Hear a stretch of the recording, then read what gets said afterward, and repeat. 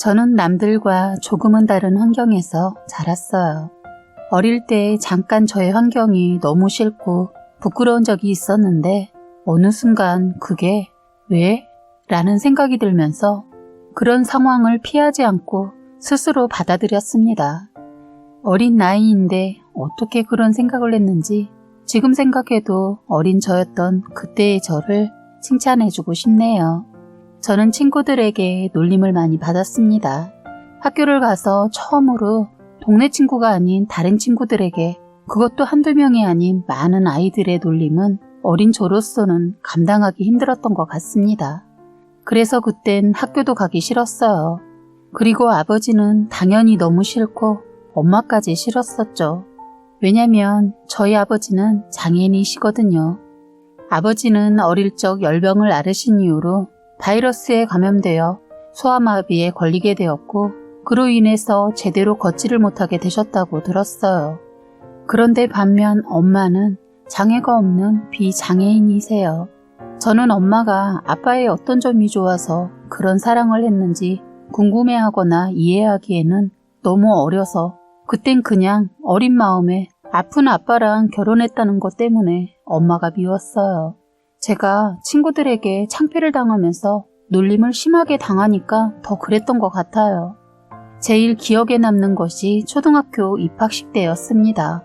운동장에 애들이 모여있고 학부모님들도 함께 오셔서 애들 주변에 몰려 있잖아요.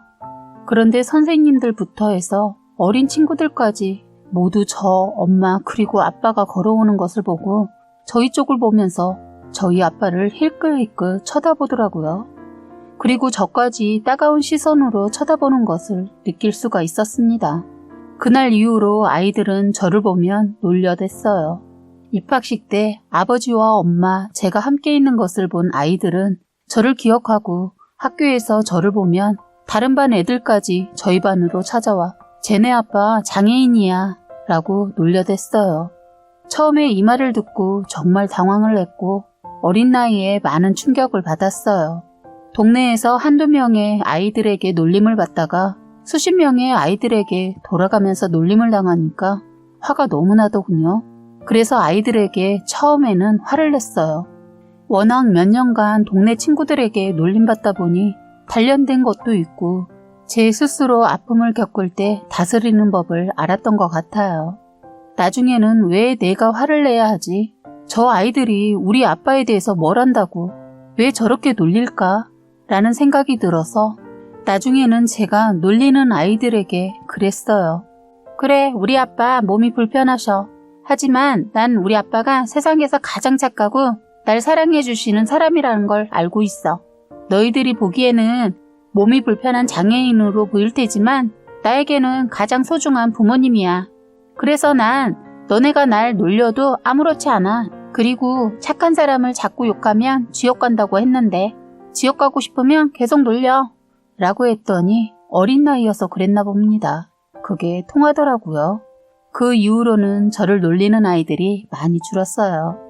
저의 당참도 한몫했고요. 그 이후로도 중학교, 고등학교를 다니는 학창 시절 내내 저는 부모님 때문에 놀림을 자주 당했지만 그럴수록 저는 저희 부모님을 부끄러워하지 않고 당당하게 같이 다녔습니다. 못된 아이들이 저를 아빠가 장애를 가진 것으로 놀려대도 제가 아무렇지 않아 하는 모습을 계속 보이니까 나중에는 자기들이 쇠풀에 못 이겨 괴롭힘을 그만두더군요. 그런데 학교에서 흔히 좀 논다는 언니들이 있었는데 제 집안 사정을 안 그 언니들이 저를 만만하게 보고 저에게 돈을 뺏으려고 했어요. 저에 대해 잘 모르더군요. 선배년 하나가 제 뺨을 한 대 때리면서 돈 내놓으라고 하더군요. 그러면서 너 내 말 못 알아쳐먹냐?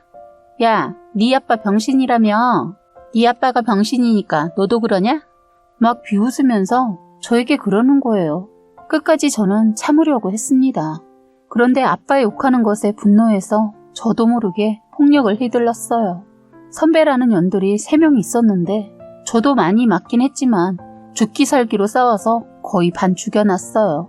어렸을 때부터 아빠가 여자도 자기 몸은 혼자서 지킬 수 있어야 한다며 운동을 하라고 하셔서 몇 년간 합기도를 배웠었거든요.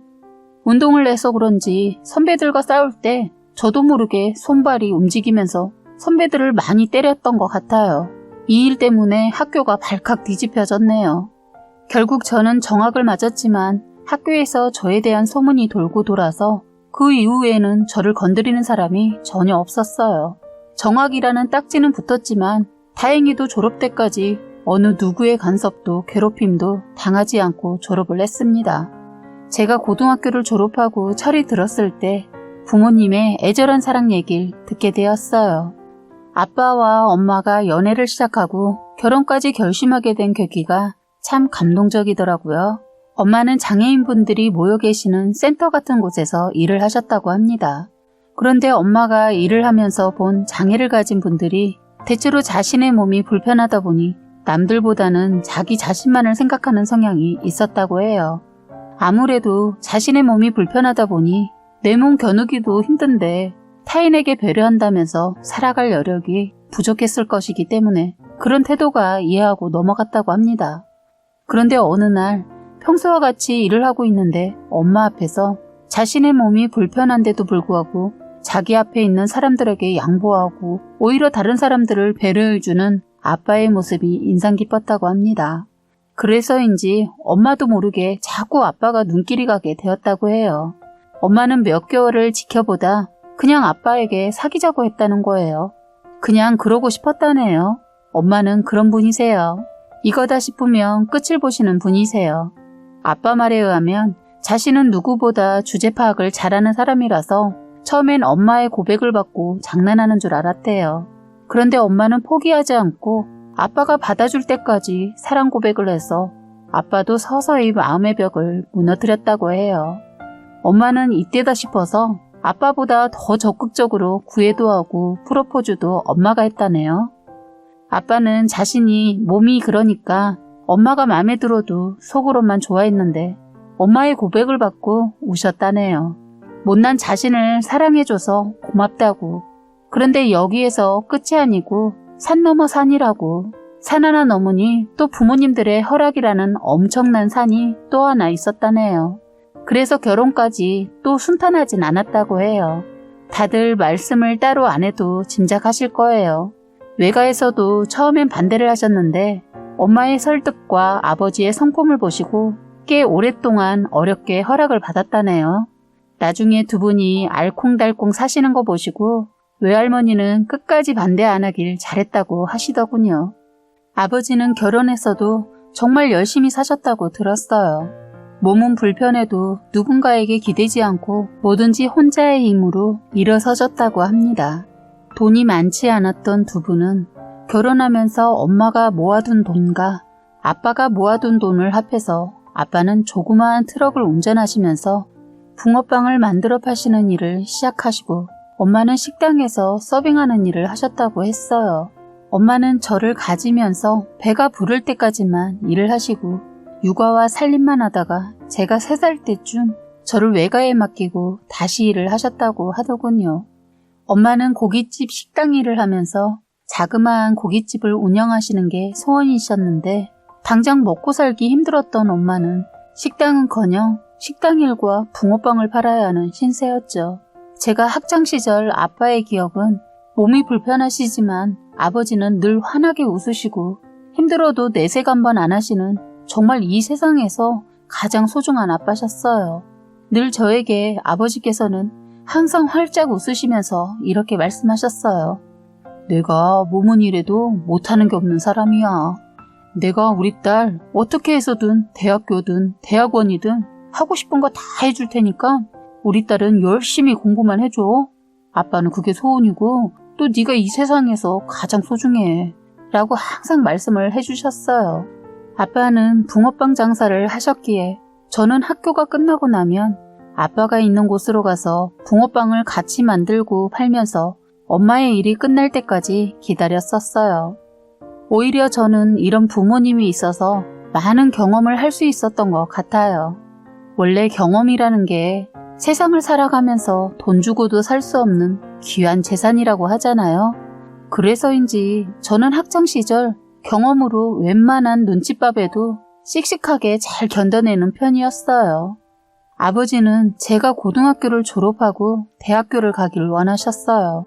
아버지께서는 계속 공부하기를 원하셨지만 집안 사정도 넉넉지 않기도 하고, 하지만 제가 원한 것은 졸업 후 바로 돈을 벌고 싶었기에 고등학교를 졸업하자마자 사회생활을 시작했어요.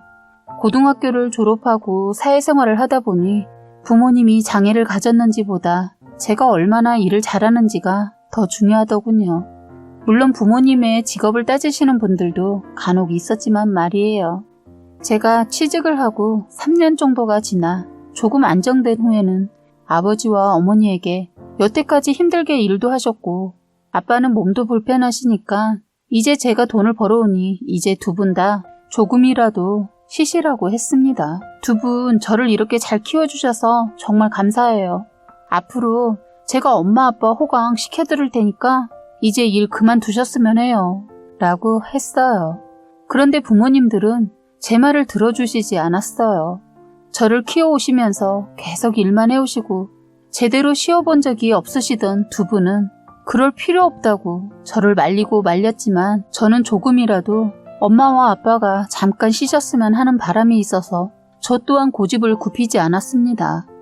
결국 오랜 시간 제 승리로 아빠의 붕어빵 장사와 엄마의 식당 주방 이모 일을 잠깐 그만두시고 집에서 쉬시게 되었습니다. 아버지는 집에서 쉬시면서 예전에 모아뒀던 돈으로 주식을 하셨어요. 큰 지식 없이 시작한 주식이었지만 한동안 이곳저곳 정보를 캐묻고 주식에 올인한 아버지께서는 그런데 그 주식이 거짓말처럼 대박이 난 겁니다. 저는 주식의 주자도 모를 정도로 주식은 전혀 상식도 없고 그 내용에 대해서 자세히는 모르겠지만 2010년 초반에 설립된 벤처기업이었고 10배가량 껑충 뛰었다고 하더라고요. 아빠가 조금씩 모아뒀던 돈에 몇십 배가 넘게 벌어들이게 되었고 힘들었던 저희 집안 사정에 빚이 들어오게 되었습니다. 그 돈을 처음 쓴 곳은 부모님의 평생 소원이셨던 조그마한 고깃집을 차리는 것이었습니다. 식당 계약을 완료한 그날 아버지는 평생 당신과 수경이를 힘들게만 살게 할까 두려웠는데 이런 축복이 내려지다니 나는 신에게 너무 감사하다. 여보, 수경아, 우리 이제 정말 행복하게 살자꾸나 라고 하시며 엄마와 저를 꼭 안아주시더라고요. 그렇게 저는 회사가 끝나고 나면 늦게까지 운영하는 부모님의 고깃집에 가서 도와드리는 일상이 반복되었어요. 몸은 고되고 힘들었지만 그저 우리 가족의 소원이었던 식당을 차려 함께 일을 한다는 자체가 행복했었던 것 같아요. 그런 삶이 4년 정도 반복되던 중 저는 저희 회사 거래처 직원이었던 현재의 남편과 만나게 되었습니다. 첫 만남에는 별다른 임팩트가 없었기에 그냥 수많은 거래처 직원들 중 하나일 뿐이었어요. 그런데 나중에 알게 된 남편이 그러더군요. 남편은 저를 본 순간부터 저희 뒤에서 후광이 비춰졌다고, 그냥 이 사람이 좋아질 것 같다는 막연한 생각이 들었대요. 그런데 우연인지 필연인지 남편이 저희 집과 가까운 곳에서 살고 있어서 회사 일로 만나지 않더라도 가끔씩 동네 길거리에서 마주치는 일이 자주 있게 되었어요. 저는 나중에 남편한테 한번 물어본 적이 있었어요. 혹시 길 가다 나 만나려고 일부러 자꾸 밖으로 싸돌아다닌 거 아니야? 하고 장난스럽게 물었더니 남편이 그러더군요. 사실 처음 길가에서 마주쳤을 땐 이런 우연이라는 생각이 들면서 자꾸 마주치게 되다가 못 보게 될 때는 괜히 서운하고 생각이 났었다고 해요. 괜히 진짜로 나갈 일이 없어도 집에서 나와 길을 거닌 적도 있었다고 합니다.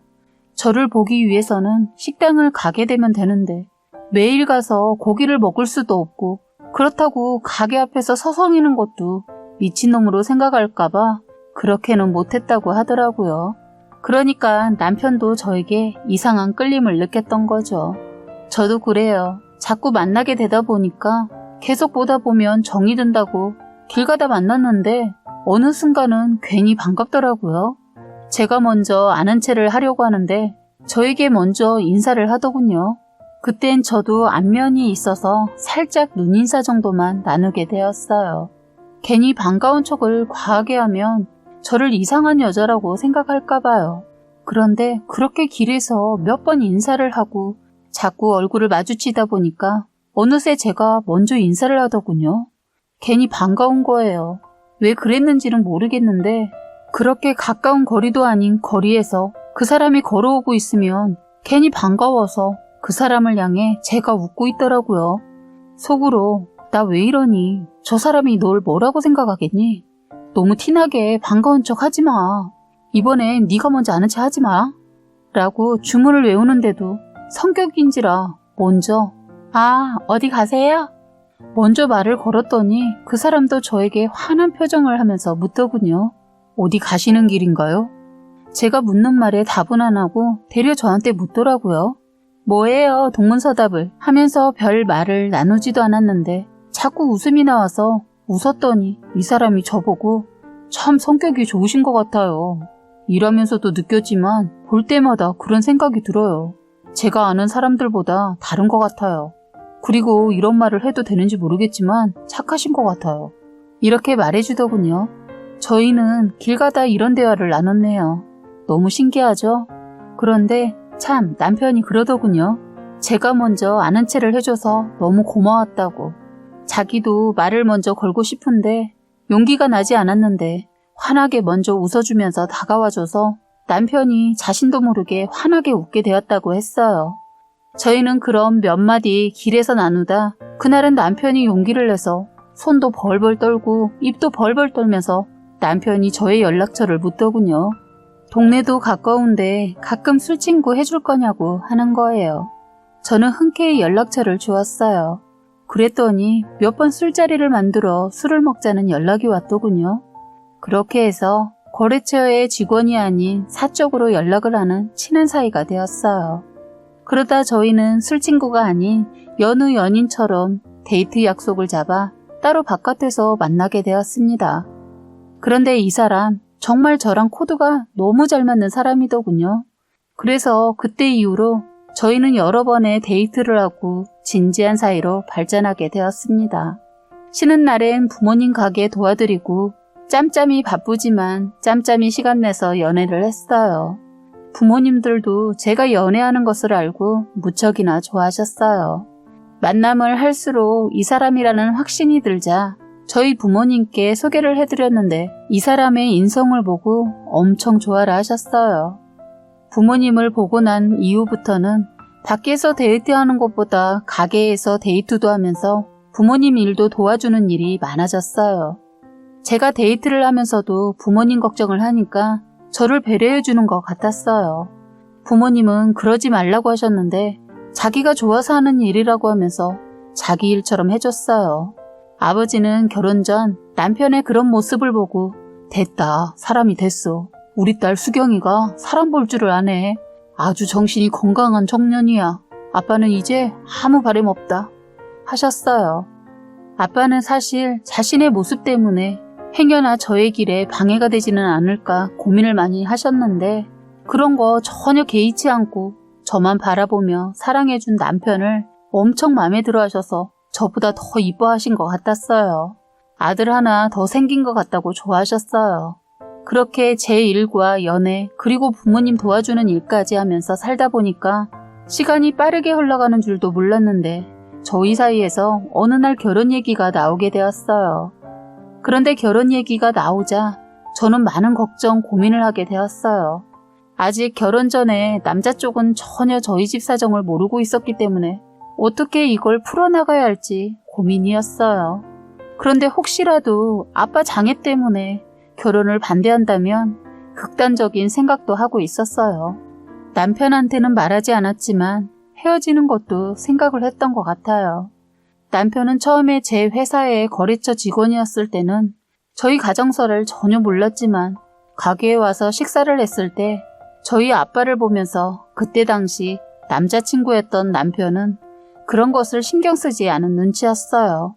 그냥 자연스럽게 받아들였던 것 같아요. 그래서 연애를 시작하기 전에도 시작하고 나서도 저희의 대화에서 아빠의 장애에 관한 얘기는 언급이 될 일이 없었어요. 그런데 결혼 얘기가 나오면서부터 아빠의 얘기가 나오기 시작했어요. 참 많은 고민 끝에 결혼을 준비하게 되면서 시부모님을 찾아뵙게 되었습니다. 처음 시부모님을 만나 뵈러 가는 날, 제가 가진 가장 예쁘고 비싼 원피스를 입고 남편의 어머님 집을 가게 되었어요. 예비 시어머니는 저의 모습을 보고 너무 이쁘시다, 말로만 들었는데 실물 보니까 엄청 이쁘네 하시는데 저를 마음에 들어 하시는 것 같았어요. 감사합니다. 나름 제 옷 중에 제일 비싸고 이쁜 옷으로 신경 쓴다고 하고 왔는데 이쁘게 봐주셔서 기분 좋네요. 너무 떨려서 그냥 속에 있는 말이 다 나왔어요. 이런 저의 모습을 보고 떨지 말라고 하시면서 제 등을 쓰다듬어 주셨어요. 저는 그때 이 사람도 따뜻한 사람인데 역시 부모님을 닮아서 그렇구나 생각했어요. 첫인상은 참 좋았어요. 그렇게 차를 마시면서 저에 대해 이런저런 얘기를 물으시다가 부모님이 뭐 하시느냐고 얘기가 나오더군요. 그래서 저는 솔직하게 부모님은 자그마한 식당 하나 하시고 계십니다. 라고 했어요. 시부모님들은 저희 부모님께서 식당을 운영한다고 하니까 입가가 올라가더군요. 거기에다 저 또한 번듯한 직장에 다니고 있다고 하니까 마음에 드셨던 모양인지 그땐 더 환하게 치아가 다 드러나도록 웃으시더군요. 아주 만족하시다는 표정이었어요. 저는 시부모님을 찾아뵙기 전에는 아빠의 장애를 시부모님께 알려야 하는지에 대해 걱정과 고민을 했었는데 저의 결론은 굳이 알려야 하나였습니다. 저랑 남편이 좋으면 됐다는 판단이었어요.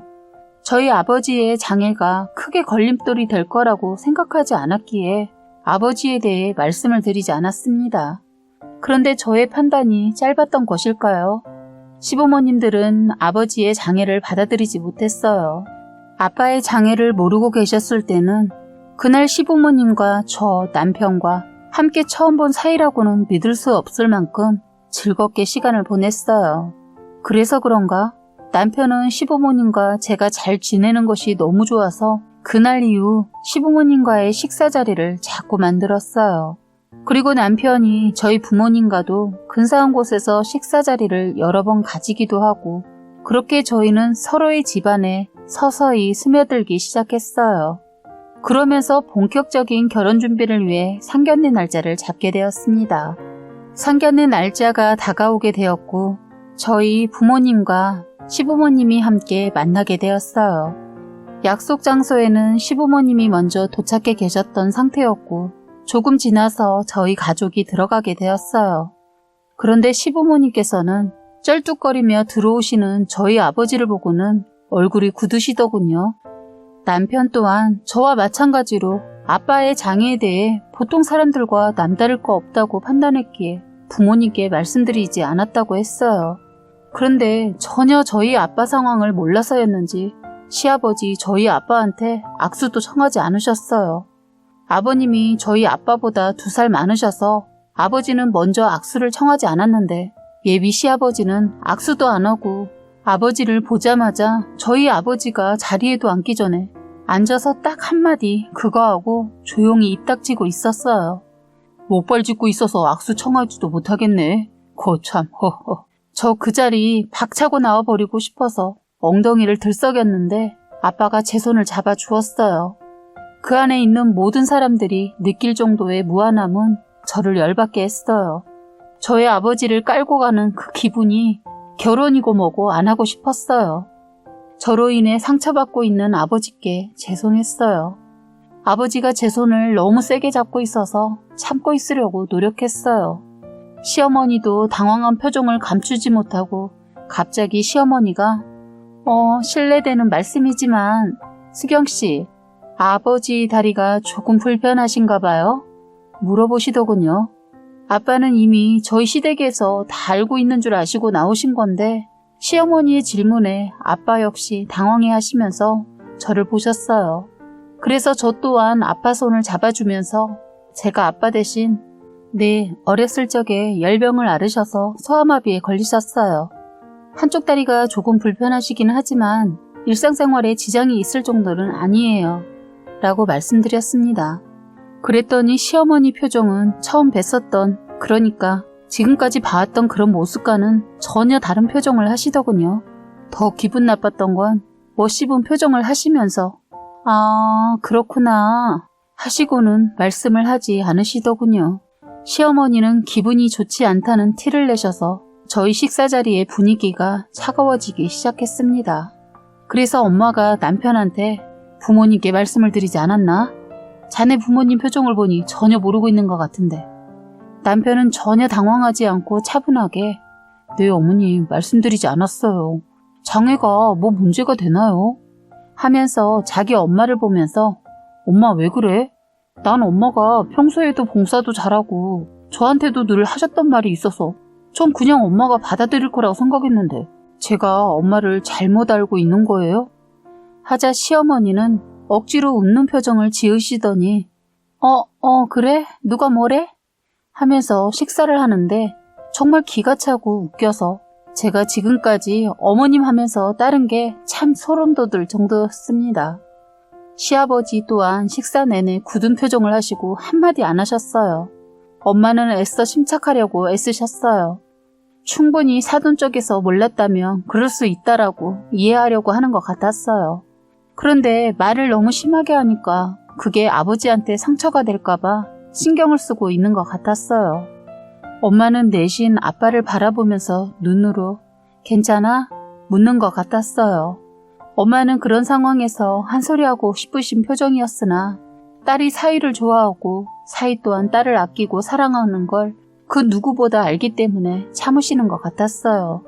그 모습을 보고 있는데 너무 가슴이 아팠어요.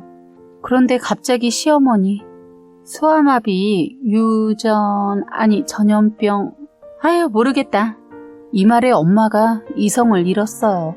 난 사위가 너무 인성이 좋아서 사위의 부모가 누구인지 많이 궁금하고 기대했는데 실망입니다. 어떻게 이런 부모 밑에서 저런 자식이 나왔을까요? 저는 부모님들이 장애인들이나 부러운 이웃 도우는 일에 적극적이라는 말을 듣고 대단하시다는 분이라고 생각하면서 너무 기대하고 나왔는데 참 사람이 이래서 겪어봐야 한다고 하는가 봅니다. 겉으로 보여지는 게 다가 아니다라는 말을 실감하게 하네요. 지금까지 하고 다니던 봉사가 다 가식이었던 겁니까? 남한테는 장애가 별거 아니라고 생각하시는데 막상 가족이 그렇다니까 못 받아들이는 거냐고요. 아무리 그렇다 쳐도 어떻게 면전에 두고 그런 심한 막말을 할 수가 있죠? 장애가 전염병이라도 되냐고요? 사람을 왜 하급으로 보냐고. 잘났으면 얼마나 잘났길래 나 애들 위해 지금 가시방석인 거 참고 있었는데 이건 아닌 것 같네요. 이런 집구석에 우리 딸이 들어가 얼마나 개고생할지 뻔해서 저는 내 딸 그 집에 시집 못 보냅니다. 엄마는 화가 나셔서 떨리는 목소리로 말하셨어요. 그러자 시어머니 그러시죠. 저도 바라는 바입니다. 어떻게 격떨어져. 하자 엄마가 시어머니 말이 떨어지기 무섭게 이게 말로는 안 되는구나. 뭐 병? 뭐 격떨어져? 야, 네가 가진 게 많으면 얼마나 많고 내세울 게 많으면 얼마나 많은지는 모르겠지만 인생 그렇게 살면 안 되지. 말이라는 게 입 밖으로 낼 게 있고 내지 말아야 할 게 있는 거야. 넌 이게 답인 것 같다. 하면서 저희 엄마가 시어머니보다 키가 훨씬 크신데 그날 평소에 신지 않는 굽있는 신발까지 신어서 키가 170 정도였는데 시어머니는 완전 단신이라 150 조금 넘은 것 같았어요. 그런 시어머니를 저희 엄마가 가만두지 않았어요. 그날 시어머니 역시 멋을 있는 대로 내고 나와서 고데기로 이쁘게 말아올린 머리는 엄마에게 아주 유리했죠. 엄마는 가슴에 참 흘린 3번 새기고 화를 억누르고 있다가 결정적인 일이 터지면서 그 화를 다 품어냈어요. 엄마가 워낙 손이 커서 틀어올린 머리 잡기에 딱이었어요. 저희 엄마가 시어머니 한 손으로 꽉 잡았어요. 예비 시어머니도 자기도 당할 수 없어서 그런지 엄마 머리를 잡으려고 했어요. 그런데 키 차이 때문에 잡기에는 역부족인 거 알고 포기하고 저희 엄마 옷을 같이 잡았지만 저희 엄마는 있는 힘껏 시어머니 머리를 잡아채서 바로 돌려버렸더니 꼬꾸라지더라고요. 엄마는 평소에 화를 잘 내지 않는데 한번 화가 나시면 아무도 못 말리는데 그날이 그날이었네요. 예비 시아버지도 단신이신데 놀랐는지 엄마에게 달려들었다가 나가 떨어졌어요. 그래도 남자인데 어떻게 저럴 수 있지 했네요. 꼴이 아주 우스웠어요. 한순간에 나가 떨어진 시아버지는 엄살을 부리며 쇼를 했어요. 너 이 여자 사람 잡네. 너 돈 많아? 너 내가 콩밥 먹인다. 너 감히 내가 누구인데 이딴 짓을 해? 하더군요. 시아버지요, 아무것도 아니에요. 그냥 허세가 가득한 분이신 것 같았어요. 돈 좀 있다고 뻐기고 다니시는 그런 분이세요. 그나마 시어머니는 괜찮다고 생각했는데 이분도 시간을 가지고 보니 이런 분이셨네요. 이래서 사람은 사계절을 다 지켜봐야 한다고 하는가 봅니다. 그렇게 해서 상견례 자리가 싸움으로 인해 난리가 아니었어요. 저도 이미 화가 나 있어서 말릴 생각 없었어요. 남편도 자기 부모가 잘못한 거 아니까 지켜보다가 나가 떨어진 아버지한테 그러더군요. 왜들 그러세요? 부끄럽습니다. 저는 아버지가 어머니가 이런 분들인지 몰랐네요. 정말 실망이에요. 하자 시아버지, 뭐야 이 자식아? 너는 부모가 저 여자한테 맞고 있는데 멀뚱히 보고만 있어? 싸가지 없는 새끼. 넌 내 자식 아니야. 당장 내 집에서 나가. 너 같은 자식을 자식이라고. 넌 오늘 내가 먼저 버린다. 하면서 시어머니한테 가자고 하고선 나가버리셨어요. 남편은 부모님 이렇게 가버리면 결혼이고 뭐고 안 될 것 같아 자기 부모님을 쫓아갔어요. 저도 어느 정도 저희 부모님께 말하고 남편을 뒤따라갔어요. 주차장으로 가봤더니 주차장이 떠나갈 정도로 시어머니 열변을 토해내면서 남편과 시어머니가 말다툼을 하고 있더군요. 너 어떻게 엄마한테 애 부모가 장애인인 거를 얘기 안 할 수가 있니? 뭐 어때서? 몸이 조금 불편할 수도 있는 거고 내가 수경이랑 결혼하는데 그게 무슨 상관이야? 소아마비 유전되는 거 몰라? 네 나중에 네 자식 낳았는데 다리병신 태어나면 어떻게 하려고 그러는 거야? 엄마 좀 찾아보긴 했어? 소아마비는 유전되는 거 아니고 감염되는 어디 가서 그런 말 하지 마. 무식하단 소리 들어. 그리고 요새는 예방접종해서 걸리지도 않아. 몰라. 난 반대야. 수경이 얘는 괜찮은데 이런 사실을 숨기고 있는 줄 몰랐네. 난 내 가족관계에 장애인이 있는 거 용납 못하니까 그런 줄 알아. 라고 하시더군요. 저는 이 모든 대화를 다 들어버린 상태였고 저에겐 사랑보다 저희 가족이 더 소중했기 때문에 저희 부모님을 이렇게 생각하는 사람을 부모로 둔 사람과 결혼하고 싶지 않더군요. 그래서 저는 이 모든 말들을 다 듣고 나서 가까이 다가가 저도 그렇게 생각하시는 분하고 가족 될 생각 눈꼽만큼도 없네요. 라고 말했더니 시어머니 저에게 그렇게 생각한다면 다행이다. 그래도 끝까지 결혼하겠다고 할까봐 걱정했는데 너라도 마음을 그렇게 먹었다니 안심하고 가마. 라고 하시더군요. 그런데 남편은 누구 맘대로? 난 절대 못 헤어져. 난 자기 없으면 안 돼. 난 아니야. 절대 포기하지 마. 일단 먼저 들어가 있어. 우리 시간을 가지고 생각하자. 제발. 우리 사이가 이렇게 쉽게 끝낼 사이야? 우리 오늘은 다들 힘이 들 거야. 그러니까 시간을 좀 갖자. 나 부모님하고 가서 얘기하고 이따 전화 줄게. 너도 부모님 모시고 가 있어. 말하더군요. 이 말을 들은 시어머니, 너 정신이 어떻게 됐어? 저희가 포기한다잖아. 너 이놈 너 부모가 더 중요하지 않아? 쟤는 지 부모를 택했잖아 이놈아. 이래서 자식 키워놔봤자 다 소용없다는 소리를 하는가 보다. 너 딴 자식을 낳고 내가 미역국을 먹었다. 이 새끼 너 진짜로 내 자식 아니야. 나 택시 타고 갈 거니까 저 집 대릴사유가 되든 나가서 빌어먹든 알아서 해. 하고 저한테 넌 똑바로 해. 분명 네가 싫다고 했다. 말하자 남편은 난 모르는 소리야. 남편은 어떻게든 이 문제를 풀어보려고 노력했어요. 남편은 어떻게 말을 그렇게 쉽게 해? 라고 하며 제가 아닌 어머니에게 소리를 지르더라고요. 그리고는 엄마가 그렇게 함부로 결혼하라 말아라 얘기할 사람 아니야. 이 사람 오히려 나한테 엄청나게 가분한 사람이고 난 이 사람 너무 사랑해. 난 절대 엄마가 하라는 대로 못해. 아니 안 할 거야. 난 이 사람이랑 결혼할 테니까 그렇게 알아. 말하더군요. 그리고는 제 손을 잡고 식당 안으로 들어가려는데 갑자기 시어머니가 너 진심이야? 이렇게 들어가면 이제 넌 엄마 아들 아니다. 잘 생각해. 뭣도 아닌 여자 때문에 엄마한테 등 돌릴 건지. 라고 말씀하시는 겁니다. 그러자 남편은 시어머니에게 다가가 수경이 뭣도 아닌 여자 아니고 나는 오히려 엄마한테 실망했어. 몸이 불편하신 분이 아버지라고 결혼을 하지 말라고 말할 수 있는 거 그 자체가 너무 웃기고 어이가 없어. 장애를 가지고 싶어서 가진 것도 아니고 평생을 불편하게 살고 싶어서 그런 삶을 선택한 것도 아닌데 그런 사람들에게 배려라고는 보이지 않는 엄마의 태도에 난 엄마 아들이 하기 싫어졌어. 하고는 제 손을 잡고 들어가려고 하더라고요. 저희 앞에서는 헛웃음을 치는 시어머니의 모습이 보였고 들어가기 전 저도 한마디 해야겠더라고요. 어머니, 저희는 장애를 가지지 않은 비장애인일 뿐이에요. 어떠한 모든 사람도 언제든지 뜻하지 않게 장애를 가질 가능성이 있고 그래서 일반인들을 정상인이 아닌 비장애인이라고 얘기하는 거라는 거 명심해 주셨으면 좋겠네요. 그리고 저희 아빠, 어머님이 그렇게 함부로 얘기하실 분 아닙니다. 몸은 불편하셔도 저희 가족을 위해 평생을 노력하시고 살아오신 분이세요. 그 노력을 장애를 가졌다는 단 한 가지의 이유만으로 뭉개뜨리지 말아주셨으면 좋겠습니다. 말했습니다. 그 뒤 저는 뒤돌아서 식당으로 들어갔어요. 남편도 뒤따라 들어오더군요. 더 이상 이 자리를 이어갈 수 없을 것 같다는 판단에 안 가겠다는 남편을 보냈습니다. 그리고 그 다음날 남편에게서 전화가 왔길래 받았더니 저희 집 앞이라고 하더라고요. 그래서 저는 옷을 챙겨 입고 남편이 있는 곳으로 나갔어요. 제 앞에서 얘기를 하기 시작하더군요. 수경아, 우리 엄마가 한 얘기 너무 미안해. 많이 상처가 됐을 거라고 생각해. 하지만 내가 널 사랑하는 마음은 변하지 않았고 그걸 알아줬으면 좋겠어. 알아, 너가 나 사랑하는 거. 그렇지만 난 우리 부모님을 그렇게 생각하는 사람과 가족관계를 맺고 싶은 마음은 단 하나도 없어.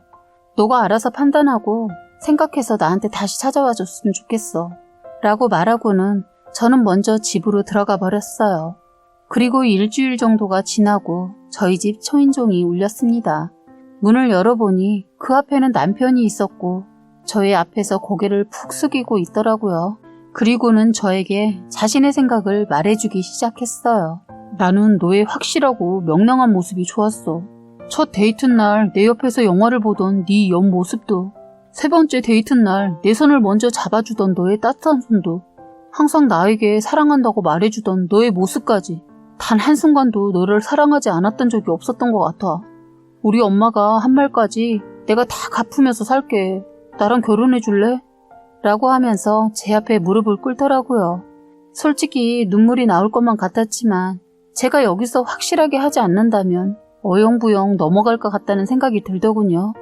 나도 널 사랑하지 않았던 순간이 없었어. 하지만 내가 저번에 말했듯이 나의 부모님을 무시하는 사람과 가족이 되고 싶지 않아.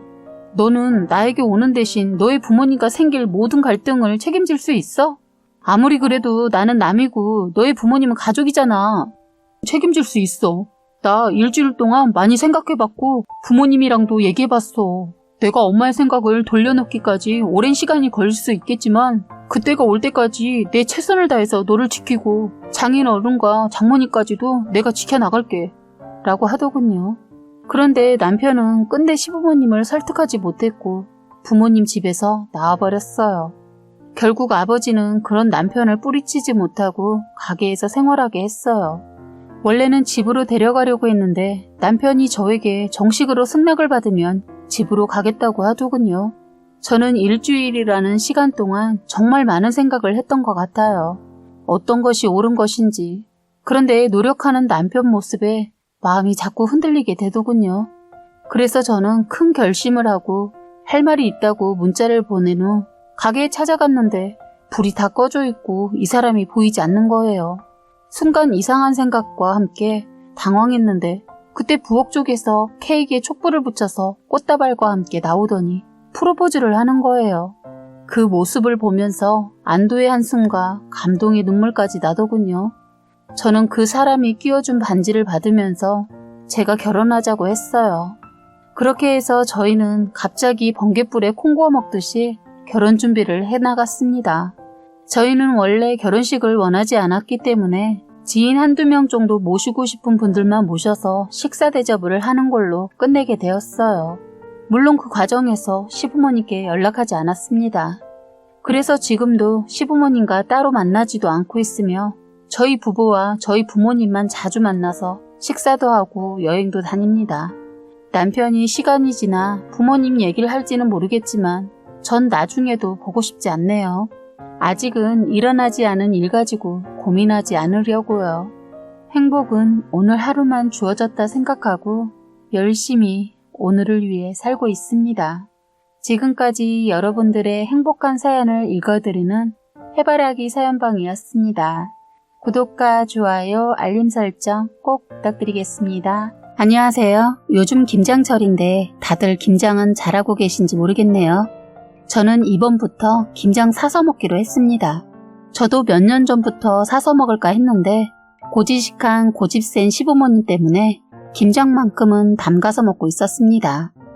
그런데 작년에 일이 터지면서 저는 이제 시댁에서 같이 하는 김장뿐만 아니라 다른 음식도 전혀 받아먹지 않으려고 작정하고 작년에 시댁과 대판했네요. 때가 때인 만큼 작년 일이 생각나서 글솜씨도 없는데 이렇게 글을 써봤네요. 그동안 지인들과 시댁 씹어왔는데도 성이 안 풀리네요. 우연히 사연을 읽어주는 곳을 알게 되어 다른 사람들의 삶도 들어보았는데 저보다 못한 삶을 살고 있는 이도 있고 정말 감동적인 사연도 있고 여러 가지 사연들을 접하게 되었는데 감동적인 사연을 접할 땐 제 삶이 너무 비교가 되어서 그런가 저의 힘들게 산 삶이 파노라마처럼 스쳐가더군요. 그동안 잘 살아왔는지도 돌이켜보게 되고 앞으로 어떻게 살아야 할지도 돌이켜보는 시간을 갖게 만들어주는 사연들도 많았어요. 다들 정답은 있는데 시댁에서 빠져나오지 못하는 이들이 많더라고요. 저 또한 신혼 때는 하라는 대로 시키면 군소리 안 하고 네 했는데 차츰 시간이 갈수록 시댁이란 족속들한테 실망이 되더군요. 왜 며느리를 딸처럼 대해주지 않고 종으로 생각하는지 모르겠어요. 잘하면 고마운 줄 알아야 하는데 당연시 여기고 하나라도 더 시키려고 하고 이제 저는 예전처럼 살지 않습니다.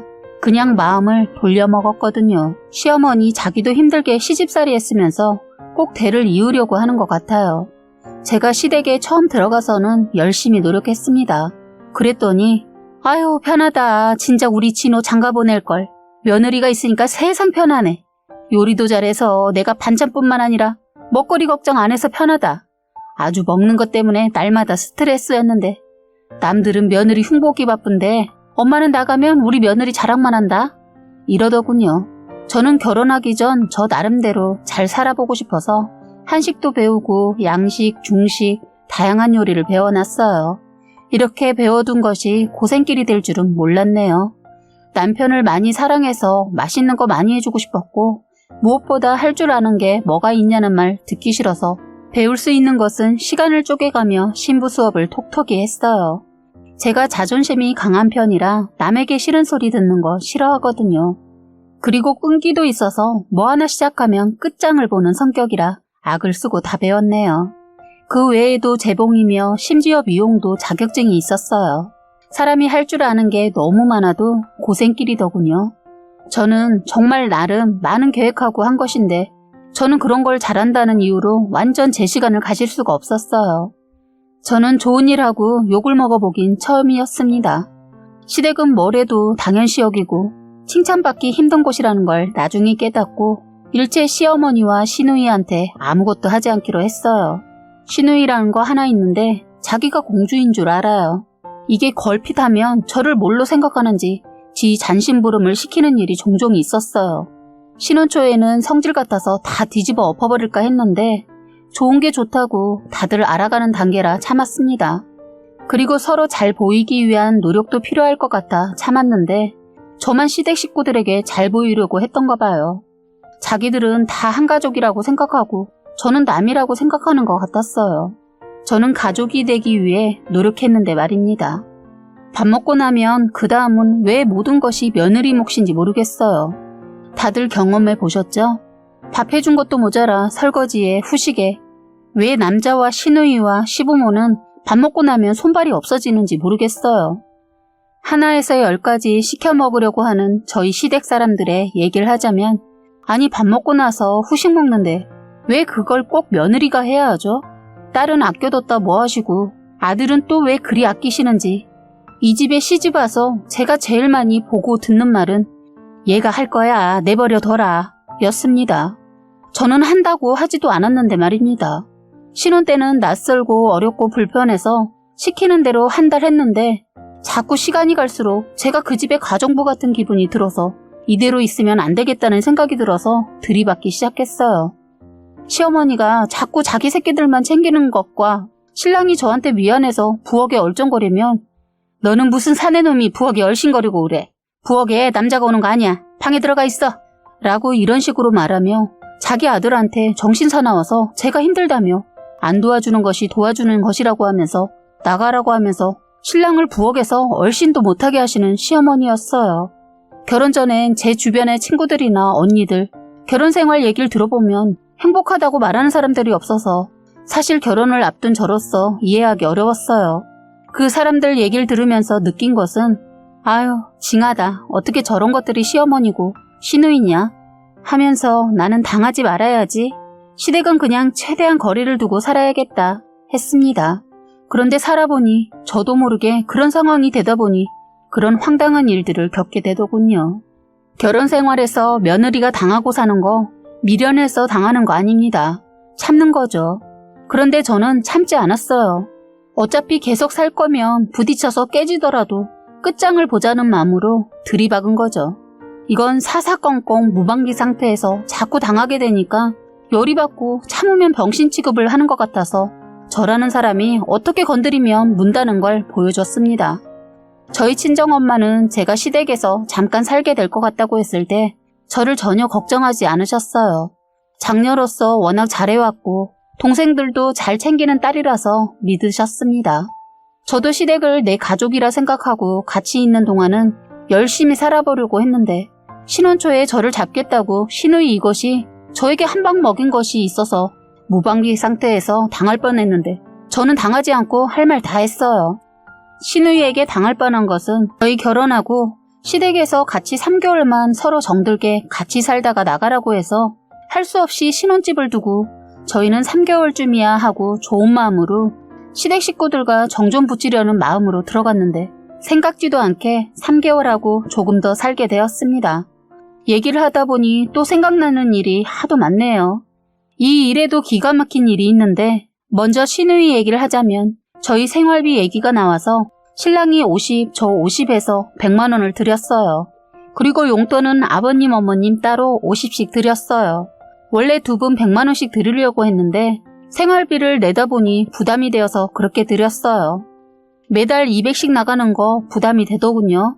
참 저희 친정에도 50을 드렸어요. 원래 다 100만 원씩 드릴 계획이었는데 차질이 생긴 거죠. 시댁에 생활비 낸다는 이유로 저희 엄마만 100을 드리는 건 왜 그런지 모르겠는데 눈치가 보였어요. 제가 벌어서 드리는 것인데도 그렇더군요.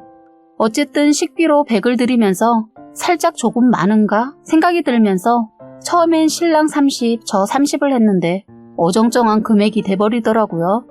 딱 잘라 50만 드릴까도 생각하다가 3개월이니까 큰 맘 썼죠. 그런데 시누이 이것이 부모님 용돈 드리는 것과 식비에 대해 걸고 넘어지더군요. 부모님 용돈을 각각 너무 적게 드린다는 거예요. 어이가 없어서 시부모님들 처음엔 200을 한 번에 식비 계산한 금액이라고 드릴 때 좋아하셨는데 시누이 말 듣고는 서운하다는 표정을 짓는데 참 사람들이 욕심이 과하구나 싶었어요. 시누이 자기 친구들은 시부모님한테 아예 카드 드리고 사고 싶은 거 마음껏 쓰시라고 한다는 거예요. 그 말을 하는데 기가 막혔어요. 솔직히 카드 드릴까도 생각 안 한 건 아니지만 오히려 부모님이 매달 저한테 눈치 보이지 않을까 싶은 생각도 들었어요. 괜히 쓰기도 불편해 하실 것 같았거든요. 그냥 매달 똑같은 돈 드리는 게 부모님도 쓰는 재미, 모으는 재미 둘 다 잡으실 것 같아 그렇게 했는데 시누이 말에 시어머니 표정이 좋지 않았어요. 그래서 제가 물었죠. 어머님, 차라리 적은 돈이라도 카드보단 나으실 거예요. 카드 받으면 매달 50만 원씩 먹고 사고 하실 거예요? 아니잖아요. 어떤 달은 쓰고 어떤 달은 낭비가 안 될 때도 있잖아요. 만약 카드 쓰시면 제가 내니까 어머님 안 쓰신 날엔 저는 좋겠죠. 하지만 어머님이 현금으로 받으시면 안 쓰고 그 돈이 쌓이잖아요. 지금은 50이지만 3개월 후엔 저희 나가면 100씩 드릴 거예요. 생각지도 않은 식비 계산하다 보니 그렇게밖에 못 드려요. 그리고 저희도 모아야 집도 사죠. 하니까 아버님이 그래, 아유 우리 며느리 똑똑하다, 현명해. 난 좋다. 아버지 시골에 있을 땐 은행으로 입금해 줄 거지? 그럼요, 걱정하지 마세요. 저희 아버님은 경기도 쪽에 밭을 사셔서 노후는 농사를 지으면서 혼자 사시고 계시는데 주말이나 한 달에 서너 번씩 서울로 올라오셔요. 그래서 가족 행사나 아버님 기분에 따라 올라오시면 그때 만날 수 있어요. 저희가 결혼을 추수 끝나고 해서 그땐 아버님이 거의 집에 계셨는데 한 달도 못 되어서 답답하시다고 시골 가시더라고요. 어쨌든 아버님은 신이 나셨는데 어머님은 50이 마음에 안 들었는지 꿍하시더군요. 그러면서 한다는 소리가 헐, 이걸 가지고 누구한테 자랑을 하냐? 다들 100은 넘게 받던데 하시는데 순간 너무 서운했어요. 저에게 따로 100 넘게 받고 싶었던가 봐요. 며느리 돈은 그냥 하늘에서 뚝 하고 떨어지는 줄 알더라고요. 아주 거지 근성도 아니고 거저 먹으려고 하는데 어머님이 그렇게 나오니까 그 50도 드리기 싫었어요. 저도 심통이 나서 시누이를 건드렸어요.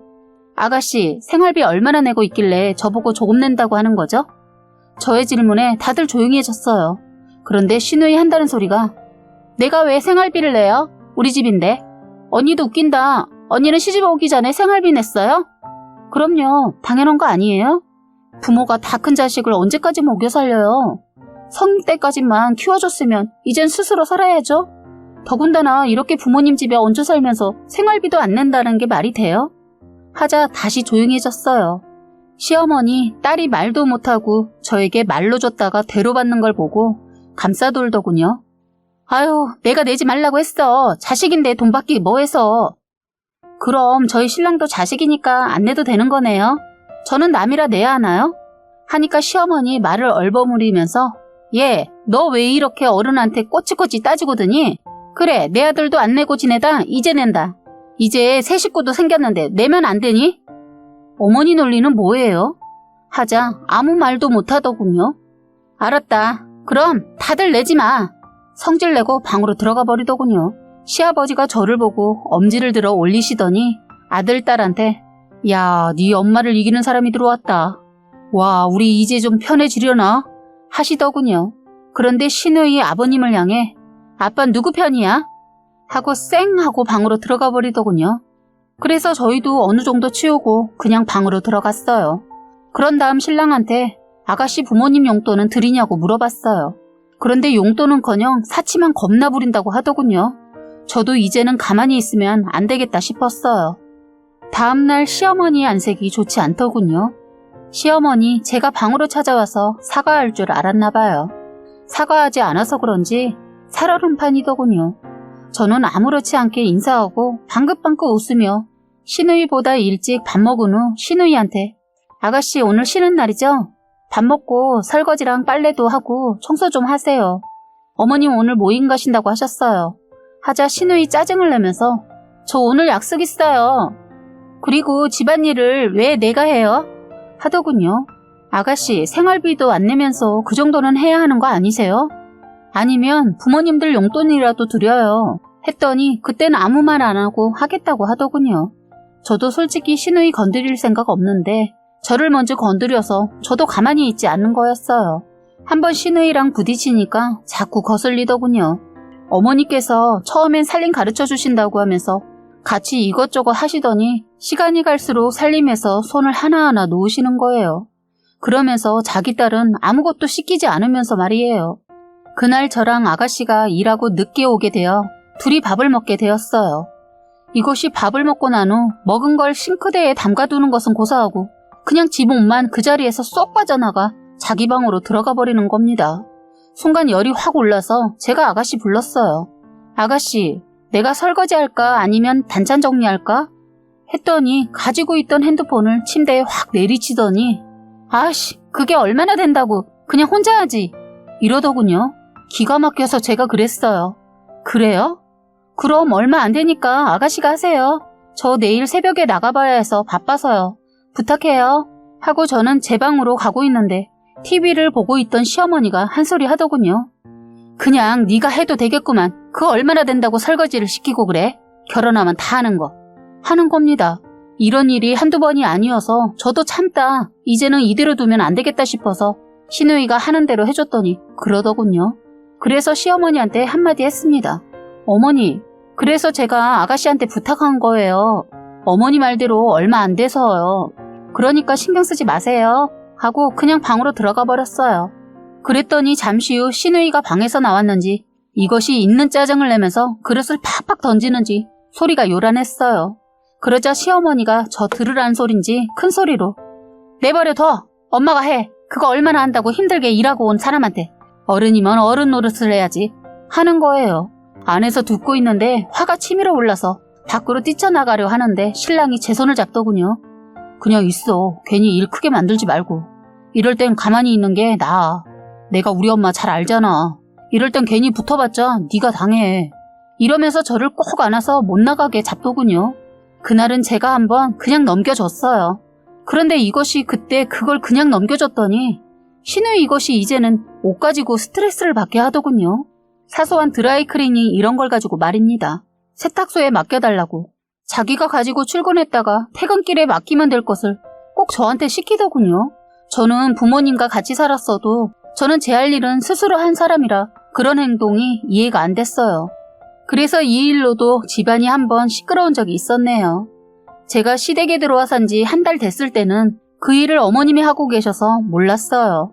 저도 결혼하고 계속 일을 하고 있었기 때문에 그런 사소한 일에는 신경을 못 썼어요. 그런데 2달쯤 되었을 때 시어머니가 저한테 이제는 가족이고 하니 제가 할 일은 해줬으면 좋겠다고 하면서 기가 막힌 게 자기 딸 세탁소에 맡길 옷을 제 거 맡기면서 같이 하라는 거예요. 제가 세탁소에 들러 퇴근길에 가져오는 걸 몇 번 보시더니 그런 말을 하더군요. 그때 생각을 좀 했어요. 이걸 해줘? 아님 처음부터 초장에 잡아? 그러다 저 때 일도 있고 자꾸 자기 집이라고 아무것도 안 하고 얄밉게 굴어서 저는 결심했죠. 초장에 잡기로. 그런데 때마침 시누이 이것이 저희 방에 오더니 언니, 내 방에 세탁할 옷 꺼내놨으니까 그거 내일 가져다 맡겨주세요. 하고 문을 닫더군요. 이것이 내가 편해서 이런 행동을 하는 것은 아닐 테고 저를 한번 이겨보겠다는 것 같아서 그래서 저는 벌떡 일어나 아가씨, 그런 건 스스로 각자 알아서 하죠. 했더니 갑자기 TV를 보고 계신 어머니를 쳐다보더군요. 아가씨, 저랑 얘기하는데 왜 어머니를 봐요? 저는 그런 일까지 못해요. 아니, 언니 거 하면서 해달라고요. 그래요? 그럼 제 거 아가씨 거 하면서 해줄래요? 아, 그러면 되겠네. 세탁소가 아가씨 퇴근길이니까 아가씨가 하는 게 더 좋겠어요. 저는 퇴근할 때 그쪽이 일방통행이라서 늘 차 주차해놓고 다시 가서 가져오고 했는데 했더니 이것이 할 말이 없으니까 저 일 끝나면 바빠요. 가만히 보니까 일 끝나고 하루에 빠지지 않고 술 먹고 오던데 그날 하루 술 약속 취소하고 다녀오면 되겠네요. 그리고 말이 나와서 말인데 아가씨 나중에 결혼할 거면 술도 이제 줄여야 하지 않겠어요? 하니까 아니 자기가 뭔데 먹어라 말아야 지 할 일이나 잘할 것이지 재수없어.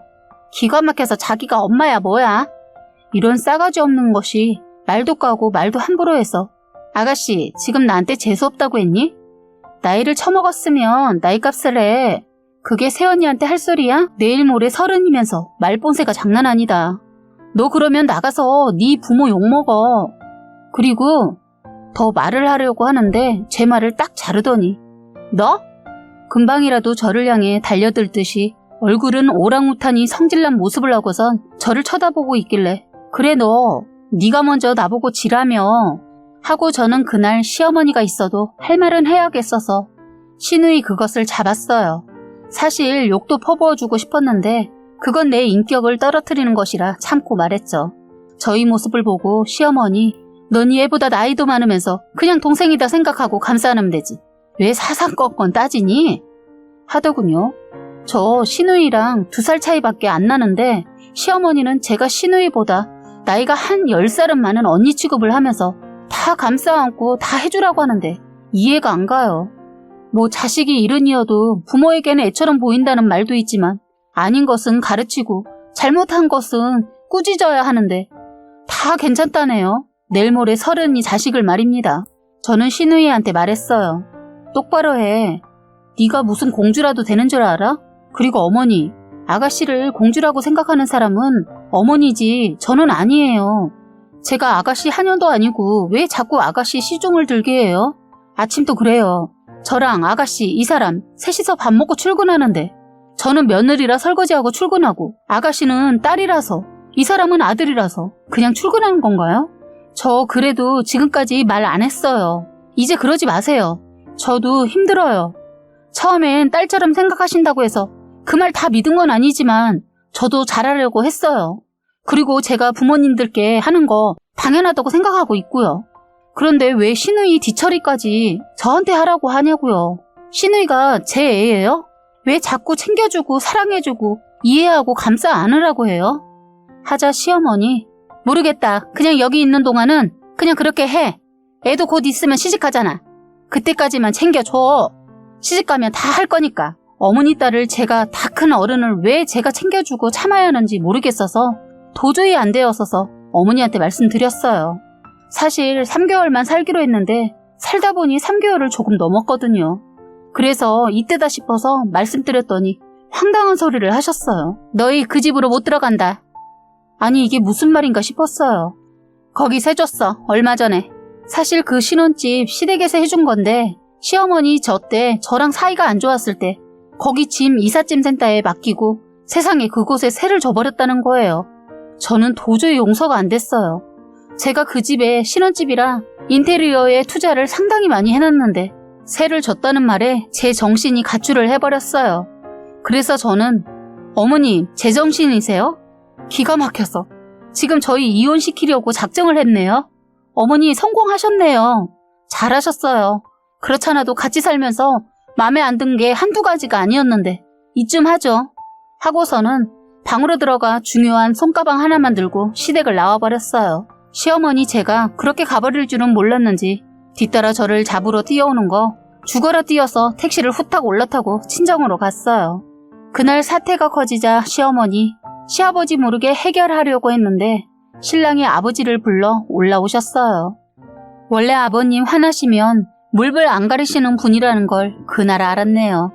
저는 아버님이 어머니 눈치 보며 사시는 줄 알았는데 알고 보니 아버님 화나시니까 어머니 끽소리도 못하더군요.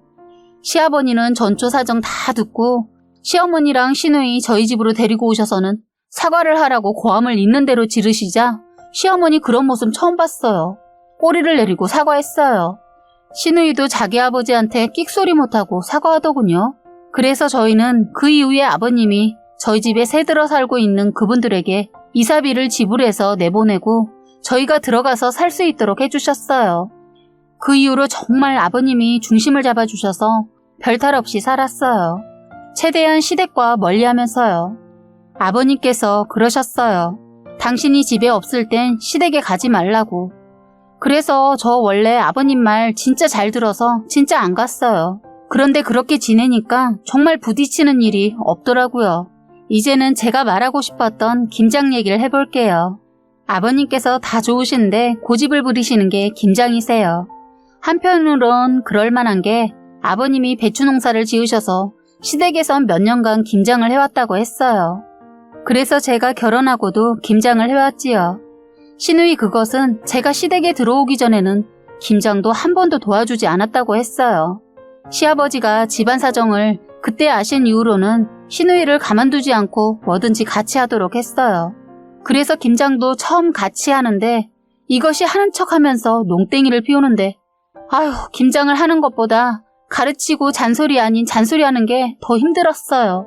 틈만 나면 배추 속 넣었다가 허리 아프다고 방에 들어가 나오지도 않고 나중에는 문도 잠그고 나오지 않아서 아버님이 문 열라고 방문을 두드렸는데 이것이 귀에 헤드셋을 하고 음악을 최대치로 듣고 있었는지 아버님이 방문을 발로 차서 열었는데도 모르고 핸드폰을 하고 있더라고요. 그때 제가 임신한 상태였는데 홀몸이 아닌 저도 힘든 내색 하나 없이 하고 있는데 딸이라는 게 그러고 있으니까 뚜껑 열렸던 것 같아요. 시누이를 질질 끌고 나와 반바지에 반팔티만 입고 있는 시누이를 밖으로 내쫓아냈어요. 시어머니 그만하라고 소리 지르고 저는 아버님이 처음에 하신 말 저를 두고 네 엄마를 이기는 사람도 있다 하셔서 저는 아버님이 지고 사는 줄 알았는데 두 번 그 모습을 보고 나니까 이제 알겠더라고요. 아버님은 지고 산 게 아니라 참아주면서 살고 있었다는 것을요. 그렇게 시누이는 1시간 이상 밖에서 벌벌 떨다가 집으로 들어왔어요. 저희는 김장을 다 마치지 않았는데 아버님이 일단 저희 거 정도 담겨져 있는 통만 가지고 가라고 하셨어요. 나머진 셋이서 마무리한다고 가서 쉬라고 하셨어요. 저는 아버님 등 떠밀어 나와서 집으로 왔네요. 오는 길에 시누이와 눈이 마주쳤는데 저를 째려보더군요. 제가 지를 혼낸 것도 아니고 제가 뭘 한 것도 아닌데 저를 미워하더군요. 기가 막혀서. 저는 그렇게 결혼하고 첫 김장을 그렇게 하고 두 번째 김장은 시누이도 동참해서 했어요. 제가 애가 있어서 아버님이 전혀 손도 대지 못하게 해서 저는 식구들 먹을 거리를 준비해서 맛있게 먹었습니다. 아버님은 저희 가는 길에 아버님도 시골로 바로 내려가신다고 하고 밤늦게 가셨는데 그만 그날이 아버님과 마지막이 되었습니다. 이 얘긴 말하기 너무 힘이 드네요. 정말 저에겐 정말 가슴 아픈 얘기라 갑자기 준비도 없이 마지막 인사도 없이 이별을 했어요. 터널에서 음주차에 치여 그 자리에서 즉사하셨다고 했어요. 아버님의 마지막 인사가 될 줄 몰랐던 아버님의 말이 떠오르네요. 아버님께서는 수애미야, 이 아버지는 네 편이다. 그때 못난 우리 아들 곁을 떠나지 않고 곁을 끝까지 지켜줘서 고맙다. 그리고 이렇게 이쁜 손자까지 낳아줘서 아버지는 정말 기쁘다. 힘들면 언제든지 아버지한테 전화해. 오늘 고생 많았다. 어서 가서 쉬어. 하시면서 저도 꼭 안아주시고 제 아들 수호에게도 꼭 안아주고 뽀뽀해 주시면서 할아버지가 사랑해 하시면서 마지막으로 남편한테 손을 꼭 잡고서 아들, 아니 애비야, 이제 한 가정의 가장이니까 책임을 가지고 살아야 한다. 그리고 우리 며느리 정미랑 우리 손자 수호는 네가 지켜줘야 하는 거야. 그리고 네 엄마 고집불통이고 지새끼밖에 모르는 엄마, 그리고 너무 이기적인 네 동생도 챙기면서 중심을 잘 잡아야 가정이 편한 거야. 잘할 수 있지 아들? 아버지는 네가 내 아들이라서 참 좋았다. 우리 며느리도 알지? 우리 수호도 할아버지 손자로 와줘서 고마워요. 애교까지 부리시면서 평소보다 이렇게 긴 시간 동안 작별 인사를 했는데 그게 정말 마지막이었어요. 저는 아직도 아버님이 전화해서 며느리 집에 오너라 하실 것 같아요. 너무 그립습니다. 아버님 보고 싶어요. 거기도 그렇게 좋아하시는 농사 지을 수 있는지 모르겠네요. 아버님 사랑합니다. 아버님이 저희 곁을 떠나시고 제가 위기가 몇 번 있었는데 아버님 때문에 참고 잘 살고 있습니다. 시누이는 결혼해서 더 시누이 노릇 더 하고요. 어머님도 아버님이 떠나자 완전 왕이 되셨어요. 아버님이 안 계시니까 저를 그때부터 잡으셨어요. 저는 아이를 하나 더 가졌는데 몸이 좋지 않아서 잠시 일을 쉬고 있었습니다. 일을 쉬어서 그런지 몸이 많이 좋아지더군요. 때마침 김장철이 되어서 어떻게 할까 고민을 했어요. 아버님이 계셨다면 농사 지은 것이 있으니 고민 안 하고 그걸로 했겠지만 이제 농사 지은 배추도 없고 그냥 절인 배추 사다가 간단히 담가 먹을까 여러 가지 생각을 하고 있었는데 때마침 시어머니께서 전화해서는 김장하게 다음날 오라고 하더군요. 이번까지만 다 같이 담가 먹고 다음에는 어떻게 할지 한번 보자고 하더군요. 시누이도 임신을 했는데 시댁에서 해준다고 해서 안 한다고 했다고 했어요. 그래서 저희하고 어머니 거만 하니까 그리 많지 않겠다 싶어서 저는 다음날 첫째를 데리고 서둘러 시댁을 갔는데 거실에 들어서자마자 깜짝 놀랐네요. 세상에 절인 배추를 사놓은 것처럼 말씀하셨는데 그게 아니었어요. 어머니는 그냥 배추를 사서 절여 놓았다면서 이제부터 헹구는 것은 저보고 하라는 겁니다. 애 낳을 날이 한 달하고 조금 남은 저보고 말입니다. 그리고 아파서 회사도 쉬었는데 말이에요. 저는 김치속만 넣는 거 도와드려도 금방 끝내겠지 하는 마음에 왔더니 절인 배추 씻는 걸 저한테 시키더군요. 이게 뭐지 했어요. 배추가 유난히 많아서 물어보니까 이번엔 100포기를 한다는 거예요. 너무 많이 하는 것 같다고 하니까 내년엔 그냥 사서 먹을까 생각도 해서 그냥 올해 많이 해둔다고 하더군요. 어쨌든 시댁에 왔으니까 안 한다고 할 수도 없어서 그냥 남편 회사 가서 한두 시간만 일하고 온다고 해서 그때까지만 하자는 마음으로 무거운 몸으로 씻고 있는데 남편이 올 시간이 되었는데도 오지 않아서 전화를 해보려고 하는데 시어머니가 전화 자기가 했다면서 못하게 하는 거예요. 그러면서 시어머니 한다는 소리가 내가 아까 방에 가서 전화했다. 오고 있단다. 그런 거 신경 쓰지 말고 빨리 씻기나 해라. 이거 언제 끝내려고 세워라 내워라 하고 있냐? 하시는데 서운하기도 하고 기분도 나빠서 그럼 어머니도 도와주세요 했더니 너 모르는구나. 저거 절이는 것이 더 얼마나 힘든데. 난 좀 쉬어야겠다. 이거 씻어서 물 빼놔라. 하고 방으로 들어가 버렸어요. 몸이 무거우니까 절여놓은 배추를 씻는 것이 많이 힘들었어요. 그래서 쉬엄쉬엄 조금씩 씻고 있는데 아무리 기다려도 남편이 오지 않아 전화를 해봤습니다. 그런데 정말 기가 막히더군요. 남편이 하는 말이 김장 다 했다며? 힘들었을 텐데 어떻게 금방 다 끝낸 거야? 하더군요. 무슨 개 같은 소리야. 누가 끝냈대? 지금 절인 배추 씻고 있는데 그것도 100폭이나. 아까 엄마가 그러던데 다 끝났다고. 그냥 일보라고. 알았어, 지금 갈게. 하고 다급한 목소리로 전화를 끊더군요. 전 그때 알았습니다. 제가 지금 당했구나. 저는 시어머니 말만 믿고 정말 남편이 오고 있는 줄만 알았습니다. 그런데 더 기가 막힌 게 뭔지 아세요? 저도 지금 글을 쓰는데 그때 생각이 나서 화가 나네요. 어쨌든 저는 하던 걸 멈추고 옷을 챙겨 입고 있는데 그 사이 신우이 년이 들어오면서 엄마, 우리 거 먼저 김장 다 했어? 고기 먹으러 오라며. 하고 들어오더군요. 이건 또 무슨 얘긴가 했습니다. 딱 보니 감이 오더군요. 이 두 모녀가 저를 골탕 먹인 것에 화가 치솟았어요. 저는 어머니, 너무하시네요. 제가 지금 거의 막달이고 아파서 회복 중이던 거 아시죠? 어떻게 저한테 이러실 수 있죠? 하자 네 시누이 임신 초기잖니? 그러면 초기라 아가씨는 아끼고 막달인 저는 배추 100포기를 씻으라고 부르셨어요? 하고 말하고 있는데 그때 남편이 들어왔어요. 남편은 얼굴이 벌겋게 달아올라서는 절여놓은 배추를 거실에 마구 던지면서 이딴 김장이 뭐라고 이러세요? 정말 어머니 이러다 이 사람 잘못되면 그제 어떻게 받으려고 이러세요? 병원에서 안정치하라고 했다고 했잖아요. 이런 발상한 사람 너야? 신우이 오빠 그런 모습 보고 놀라서는 아니야, 엄마가. 너만 살겠다고 지금 무슨 말을 하는 거야? 네가 먼저. 아니, 엄마 그랬잖아. 하면서 신우이는 울고 그럼 엄마야? 아니다. 그럼 둘 다 아니면 이건 뭔데? 둘 다 이 정도밖에 안 되는 사람들이야? 앞으로 이 사람 또 이런 식으로 괴롭히면 저 가만 안 있어요. 그리고 너 아직도 그 모양이야? 네가 뭔데 네 새언니 부려먹어. 너도 이런 일 어머니랑 같이 꾸민 것 같은데 너 앞으로 내 눈앞에 이딴 짓거리 다시 하면 너도 내가 가만 안 둘 줄 알아. 그리고 앞으로는 김장 각자 알아서 사 먹는 걸로 해. 하면서 남편은 저에게 자기야 미안해 괜찮아? 하자 저는 쇼를 했어요. 나 배가 뭉치는 것 같아. 하자 놀라서 저를 데리고 서둘러 시댁에서 나왔어요. 밖에서 들으니 시어머니 시누이한테 한 소리 하더군요. 아휴, 저 많은 배추를 어쩐다냐. 내가 네 말을 들은 게 아닌데. 너 이거 네 신랑 불러서 해서 가져가. 엄마도 그러자고 했잖아. 그리고 이걸 어떻게 해. 몰라, 나도 안 가져갈래. 둘이 싸우더군요. 저희는 그러던가 말던가 그냥 왔어요. 남편은 놀라서 병원을 가자고 한 걸 쉬면 괜찮다고 하고 집으로 왔네요. 저희는 그날 이후 시댁이 일체 안 가고 이번 김장도 안 하고 사 먹기로 했어요. 남편이 중심이 되어 주어서 저희는 지금도 잘 살고 있습니다. 시어머니 한 번씩 전화해서 애들 데리고 오라고 하더군요.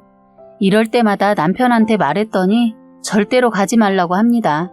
제가 시아버지 말 잘 들어서 편했던 것처럼 남편 말 잘 듣고 있어요. 김장 얘기를 하다 보니 참 많은 얘기를 하게 되었네요. 글솜씨 없는 제가 이런 긴 글을 쓰게 되었는데 끝까지 읽어주셔서 감사합니다. 저는 43살의 남편과 41살의 주부로 남들 사는 것처럼 살았던 부부였습니다. 남편과 저는 아이 학업을 위해 몇 년은 주말 부부로 지내고 있었어요. 그런데 그렇게 성실했던 남편이 아이 학업이 끝나지도 않았는데 무턱대고 직장이 어려워져 다니기 눈치 보인다면서 다른 직장을 알아보지도 않은 상태에서 그쪽만 생각하고 자진 퇴사를 해버리더군요. 그렇게 남편은 하루아침에 백수가 되었는데 다행히 지인의 소개로 다시 일을 하게 됐지만 본인이 오랫동안 해왔던 일이 아니어서 그런지 오래 다니지 못하고 바로 또 그만뒀습니다. 다른 곳을 다시 들어갔지만 한 달을 넘기지 못했어요. 지인의 소개를 받고 간 자리인데 남편이 일을 한 달도 버티지 못하고 그만둬버리니까 저까지 면목이 없어서 소개받는 것을 그만두고 그냥 구직 신청을 해놓고 제가 시간제 아르바이트를 시작했어요. 남편은 쉬는 날도 마다하고 열심히 일했던 사람인데 하루아침에 백수가 되어서 그런지 스스로 뭘 해야 할지를 모르더라고요. 시간이 갈수록 남편은 누가 봐도 백수로 보일 정도의 행세를 하고 동네를 돌아다니더군요. 이제 갓 사춘기에 접어든 딸이 하교를 하고 학원을 가는 중이었나 봐요. 그때 동네에서 딸은 아빠랑 마주치게 되었는데 딸이 모른 척했던 모양이죠. 그런데 남편은 눈치 없이 자기만 생각하고 반갑게 딸아이한테 달려갔던 모양이에요. 딸은 애들한테 창피했는지 모른 척하려고 하니까 남편 놈이 딸의 이름을 부르는 바람에 딸은 친구들에게 초라한 아빠의 모습을 보여주기 싫었는데 할 수 없이 결국 소개를 하게 되었다고 하더군요. 딸이 집에 와서 울며 불며 얘기해줘서 알게 되었는데 남편 모습을 보니까 머리도 3, 4일은 감지 않은 모습이더라고요. 남편 모습을 보니 저라도 조금은 창피했을 것 같았어요. 그래도 저는 울고 있는 딸에게 오히려 뭐라고 했어요. 남편은 자신이 일을 하고 있지 않아서 그런지 딸아이한테 받은 충격이 컸던지 바로 일을 알아보고 계속해서 면접을 보러 다녔는데 잘 되지 않았습니다. 남편은 원래 먹고 살려면 지인이나 친구 모임 이딴 거 다 필요 없다고 말하던 사람이 갑자기 동창 모임 문자를 받고 가겠다고 하더군요. 쉬고 있는 김에 바람도 쐬고 친구들 얼굴 보면서 기분도 전환시키고 오라고 보냈더니 다녀온 후 며칠 지나서 취직을 할 것 같다고 하더라고요. 친구가 보험을 하고 성공했는데 너무 멋져 보였다고 하면서 자기도 할 수 있다면서 보험을 해보겠다고 하더군요. 갑자기 보험에 대해 얘기를 하면서 흥분한 상태로 말을 하는데 이미 취직을 한 사람 같았습니다. 사실 보험에 대한 나쁜 말을 들은 적이 있어서 살짝 걱정도 되기도 했는데 주변에서도 걱정을 해주더군요. 요번에 일 그만둔 것 빼고는 속을 썩인 적이 없는 남편을 믿고 놀고 있는 것보단 뭐라도 하는 것이 좋을 것 같아 응원해줬어요. 그래서 그 친구 소개로 보험을 하게 되었습니다. 그런데 보험이란 일을 시작하면서 외모뿐만 아니라 하는 행동도 정말 변하기 시작했어요. 원래 말주변이 없는 것은 아니지만 공장에서 잔뼈가 굳어진 사람인데 사람을 상대하는 일을 할 수 있을까 고민했는데 생각보다 잘 버티는 겁니다. 사실 남편이 인물이 어디 내놔도 빠지지 않는 사람이긴 하거든요. 늘 작업복 같은 거 아니면 잠바만 입던 사람이 양복을 입으니까 옷이 날개라고 정말 환칠하더라고요. 본인도 자신의 변한 모습이 좋은지 거울에서 눈을 안 떼고 날이 갈수록 옷을 비롯해서 이것저것 사들이기 시작하더군요. 그런데 처음에는 제가 양복이며 가방 같은 거 좋은 걸로 사주니까 괜히 돈 쓰지 말라고 말리던 사람이 어느 날부터는 본인이 알아서 브랜드 쪽으로 눈을 돌리더니 저 모르게 명품도 몇 개 사서 감춰놨더라고요. 처음엔 저한테 미안해서 그랬나 보다 생각했습니다. 저는 바둥바둥 살면서 아껴두었던 비상금까지 털어서 이것저것 챙겨줬더니 뒤로 저를 속이고 이러고 있었더군요. 이놈이 이랬던 것에는 다 이유가 있었더라고요. 일을 시작하고 좀 지나자 한동안 잘 굴러다니던 차도 바꾸려고 난리를 쳤었는데 끝까지 차 바꾸는 것을 말렸는데 기가 막힌 게 저 모르게 적금도 해지하고 모자른 나머지 돈은 친구한테 돈을 빌려서 할부로 사서 그 친구한테 갚으면서 차 명의도 친구 명의로 하고 저를 철저하게 속이고 2대를 끌고 다녔더라고요. 새로 산 차는 회사에 놓고 집에 올 땐 전에 있던 차로 퇴근을 했던 겁니다. 나쁜 새끼가 말입니다. 글로 욕을 다 표현 못하고 쓰려니 속이 풀리지 않고 분하면서 그때 일을 생각하니 손이 떨리고 가슴이 답답하네요. 다시 전 남편 얘기를 하자면 저는 나중에 애들 아빠고 뭐고 그냥 인간 쓰레기다 생각하고 제대로 한 방 먹였습니다. 알고 보니 그 친구놈도 똑같은 인간이더군요. 남편 친구놈은 아직 결혼을 하지 않은 상태에서 연애만 거의 8년을 하고 있는데 다 이유가 있었던 건 아닌가 싶더군요. 남편놈 친구놈도 알고 보니까 바람을 밥 먹듯이 피고 있었더라고요. 그래서 여자친구와도 헤어짐을 반복하고 있다는데 너무 기가 막힌 게 들키면 잠잠하고 있다가 용서받고 나면 또 바람피고 했다는데 그 여자도 대단한 것 같아요. 제가 그들의 얘기를 어느 정도 들었는데 제가 생각하기에는 평생 못 고칠 병 같은데 어떻게 8년을 이렇게 사귀고 있는지 대단한 여자 같았어요. 어쨌든 그 여자 남자와 저희 남편놈이 여자들이랑 그딴 짓을 하기 위해 서로 도움을 주면서 바람을 피웠더라고요. 살면서 한 번도 여자 문제나 돈 문제로 속을 썩인 적이 없어서 믿었는데 너무 믿은 제가 잘못이라는 생각도 들었어요. 친구 하나 없이 일만 죽어라 했던 사람이 친구를 만나고 나서 너무 활기차게 밝아져서 되려 좋아 보여서 잘 됐다고 생각했는데 이 두 놈들이 저와 그 여자친구를 바보로 만들어 놓고 아주 신나게 바람 피우면서 지냈다고 생각하니까 억울해서 못 살 것 같아서 저는 바람난 여자들의 뒷조사 아닌 뒷조사를 했습니다. 알고 보니 이놈이 직원과 고객과도 바람을 피웠더군요. 사실 바람을 알게 된 것은 남편이 깜빡하고 핸드폰을 두고 출근을 했는데 핸드폰 문자와 한 통의 전화를 받으면서 모든 것이 밝혀지게 되었습니다. 일할 때 쓰는 전화와 개인적으로 쓰는 전화가 있었는데 일할 때 쓴다는 전화를 두고 출근을 했던 거죠.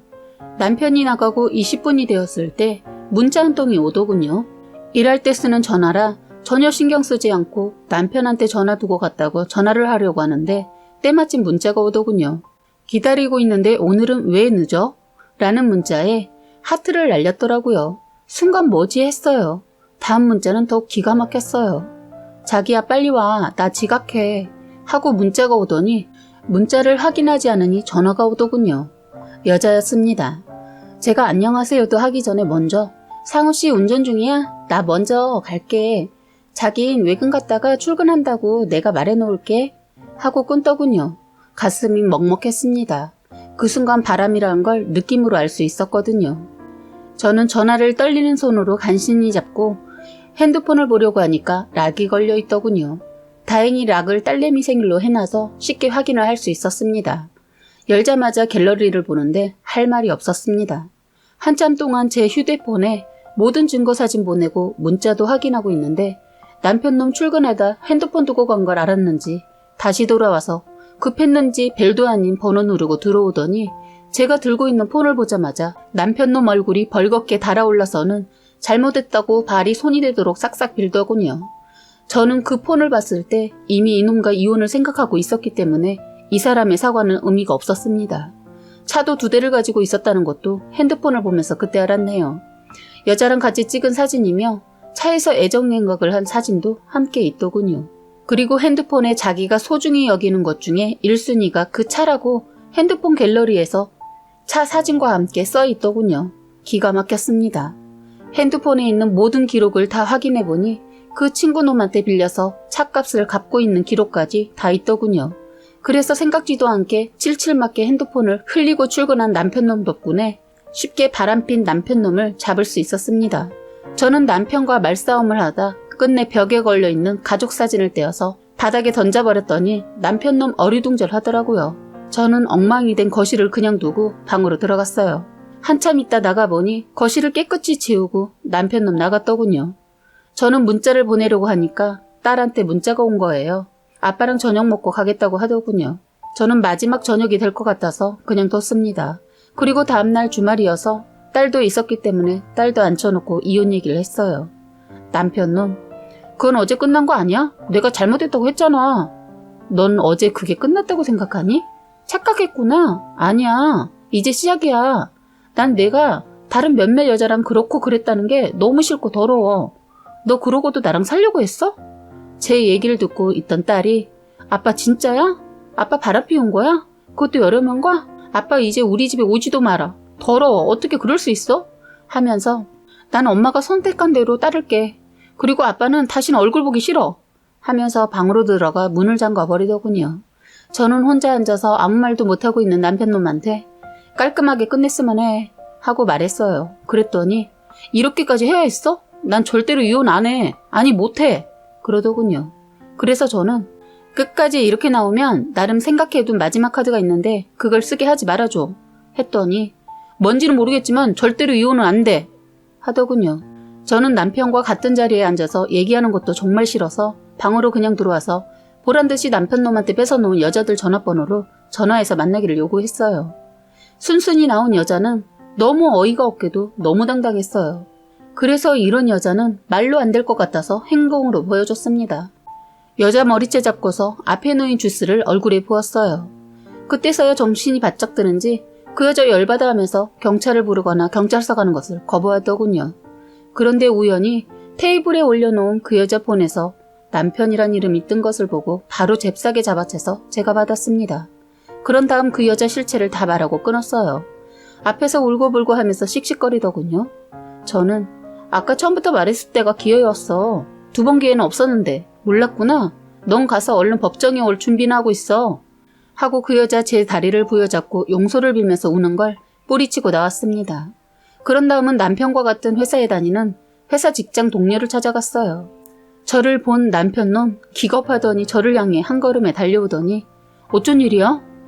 난 너한테 볼 일 없고 그 여자 나오라고 해. 없어. 외근 나갔어. 아, 벌써 피신을 시켰니? 너 각오해. 이 회사도 조만간 그만둬야 할걸? 난 내 손에 내 힘 빼면서 너 손 안 봐. 너 앞으로 몸 조심해. 어디서 누가 널 칠지 몰라. 저는 무식하다고 보일 정도로 큰 소리로 그 놈과 같이 바람을 피운 여자 직원을 불렀습니다. 정말 외근을 나갔는지 숨었는지 얼굴을 내비치지 않더군요. 잘 들어 당신. 여기서만 끝내고 가려고 했는데 안 되겠다. 사람이 사고를 치고도 사과를 안 하면 안 되지. 네가 안 하면 다른 사람한테 받아야지. 일단 그렇게 알아라. 하고 뒤돌아서는데 갑자기 어딘가에서 뛰쳐나오더니 잘못했다고 하면서 무릎까지 꿇고 빌더군요. 아니, 넌 기회를 놓쳤어. 넌 사람 잘못 건드렸어. 하고 나오는데 남편 놈이 꼭 이렇게까지 해야 해? 하더군요. 어이가 없어서 너도 조심해. 생각 안 하고 그렇게 말을 그냥 내뱉지 마. 너 바람 피우고 너무 당당한 것 같다. 내가 원하는 이혼 그래 하자 하더군요. 좋아 하자. 내가 원하는 대로 해주면 해줄게. 말하고 저는 몇몇 다른 여자들도 더 만나서 혼을 내주고 왔습니다. 몇 명은 남편이 총각 행세를 해서 자기도 피해자라고 하면서 자기 남편한테 알리지 말아달라고 싹싹 빌더군요. 그 여자 자기도 이번 일로 많은 반성했다면서 처음이자 마지막이라고 하면서 빌면서 애원하더군요. 솔직히 이런 여자들보다 남편 놈이 더 죽일 놈이지만 너무 화가 나서 그 여자들도 손을 봐줬네요. 이놈과 이혼 얘기 나오자마자 서둘러 남편 놈과 이혼을 깔끔하게 했습니다. 남편 놈은 제가 이혼으로 모든 것이 끝난 줄 알더군요. 그런데 저는 끝난 게 아니었어요. 남편 놈은 어떻게 손봐줄까 고민하다 그 여자들 남편한테 알렸습니다. 시댁에서는 나중에 알고 말도 안 되게 저보고 다시 합치라고 했지만 이미 금간 그릇 다시 붙이고 살고 싶지 않아서 저는 일부러 그릇이 더 아작나게 내리쳐버렸네요. 남편놈 저랑 이혼 후 바람난 여자들 남편들한테 죽도록 맞으면서 머리를 다쳐 수술도 했다고 들었는데 그 후유증으로 말을 어눌하게 하고 거의 반병신 됐다고 들었습니다. 바람의 대가라고 봅니다. 시어머니라는 사람은 당신 아들 반병신 만들어놨으니까 저보고 책임지라고 하더군요. 번호를 바꿀까도 생각했는데 하던 일도 있고 해서 그냥 뒀는데 뜻밖의 남편놈이 전화를 했더군요. 받지도 않고 그날 바로 전화 바꿨습니다. 두 번 다시 목소리도 듣고 싶지 않더라고요. 딸아이도 아빠한테 정이 떨어져서 그런지 엄마가 하는 대로 따르겠다고 해서 딸도 번호 바꾸고 저희는 살던 집도 팔고 시댁에서 두 번 다시 연락할 수 없는 방법을 찾아서 살고 있습니다. 조만간 딸아이와 이민을 가서 살 생각입니다. 딸도 공부를 외국 가서 하고 싶다고 해서 어려운 일이긴 하지만 도전해 보려고 합니다. 다행히 친정아버지가 도움을 주신다고 해서 결정하게 되었습니다.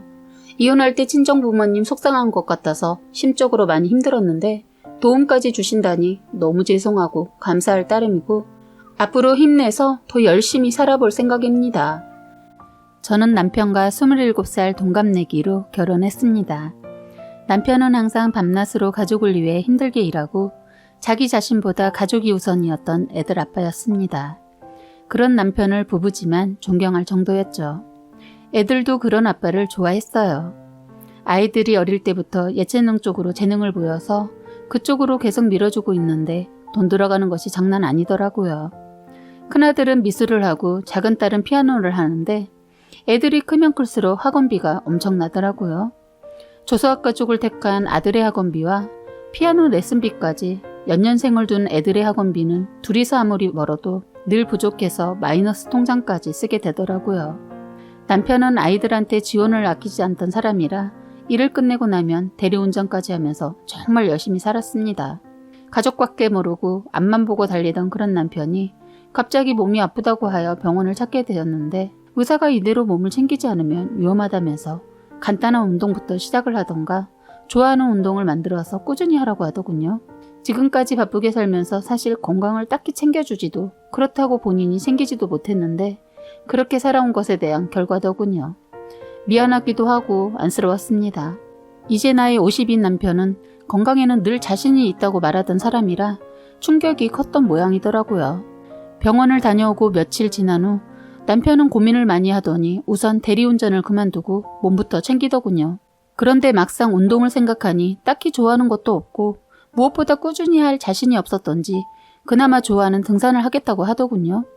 결혼해서는 먹고 살기 바쁘다는 이유로 산을 오르지 않은 지 꽤 되었는데 사실 저희가 연애 때는 둘 다 산을 좋아해서 자주 등산을 하기도 했었는데 그러고 보니 그 좋아하는 것도 잊고 살았네요.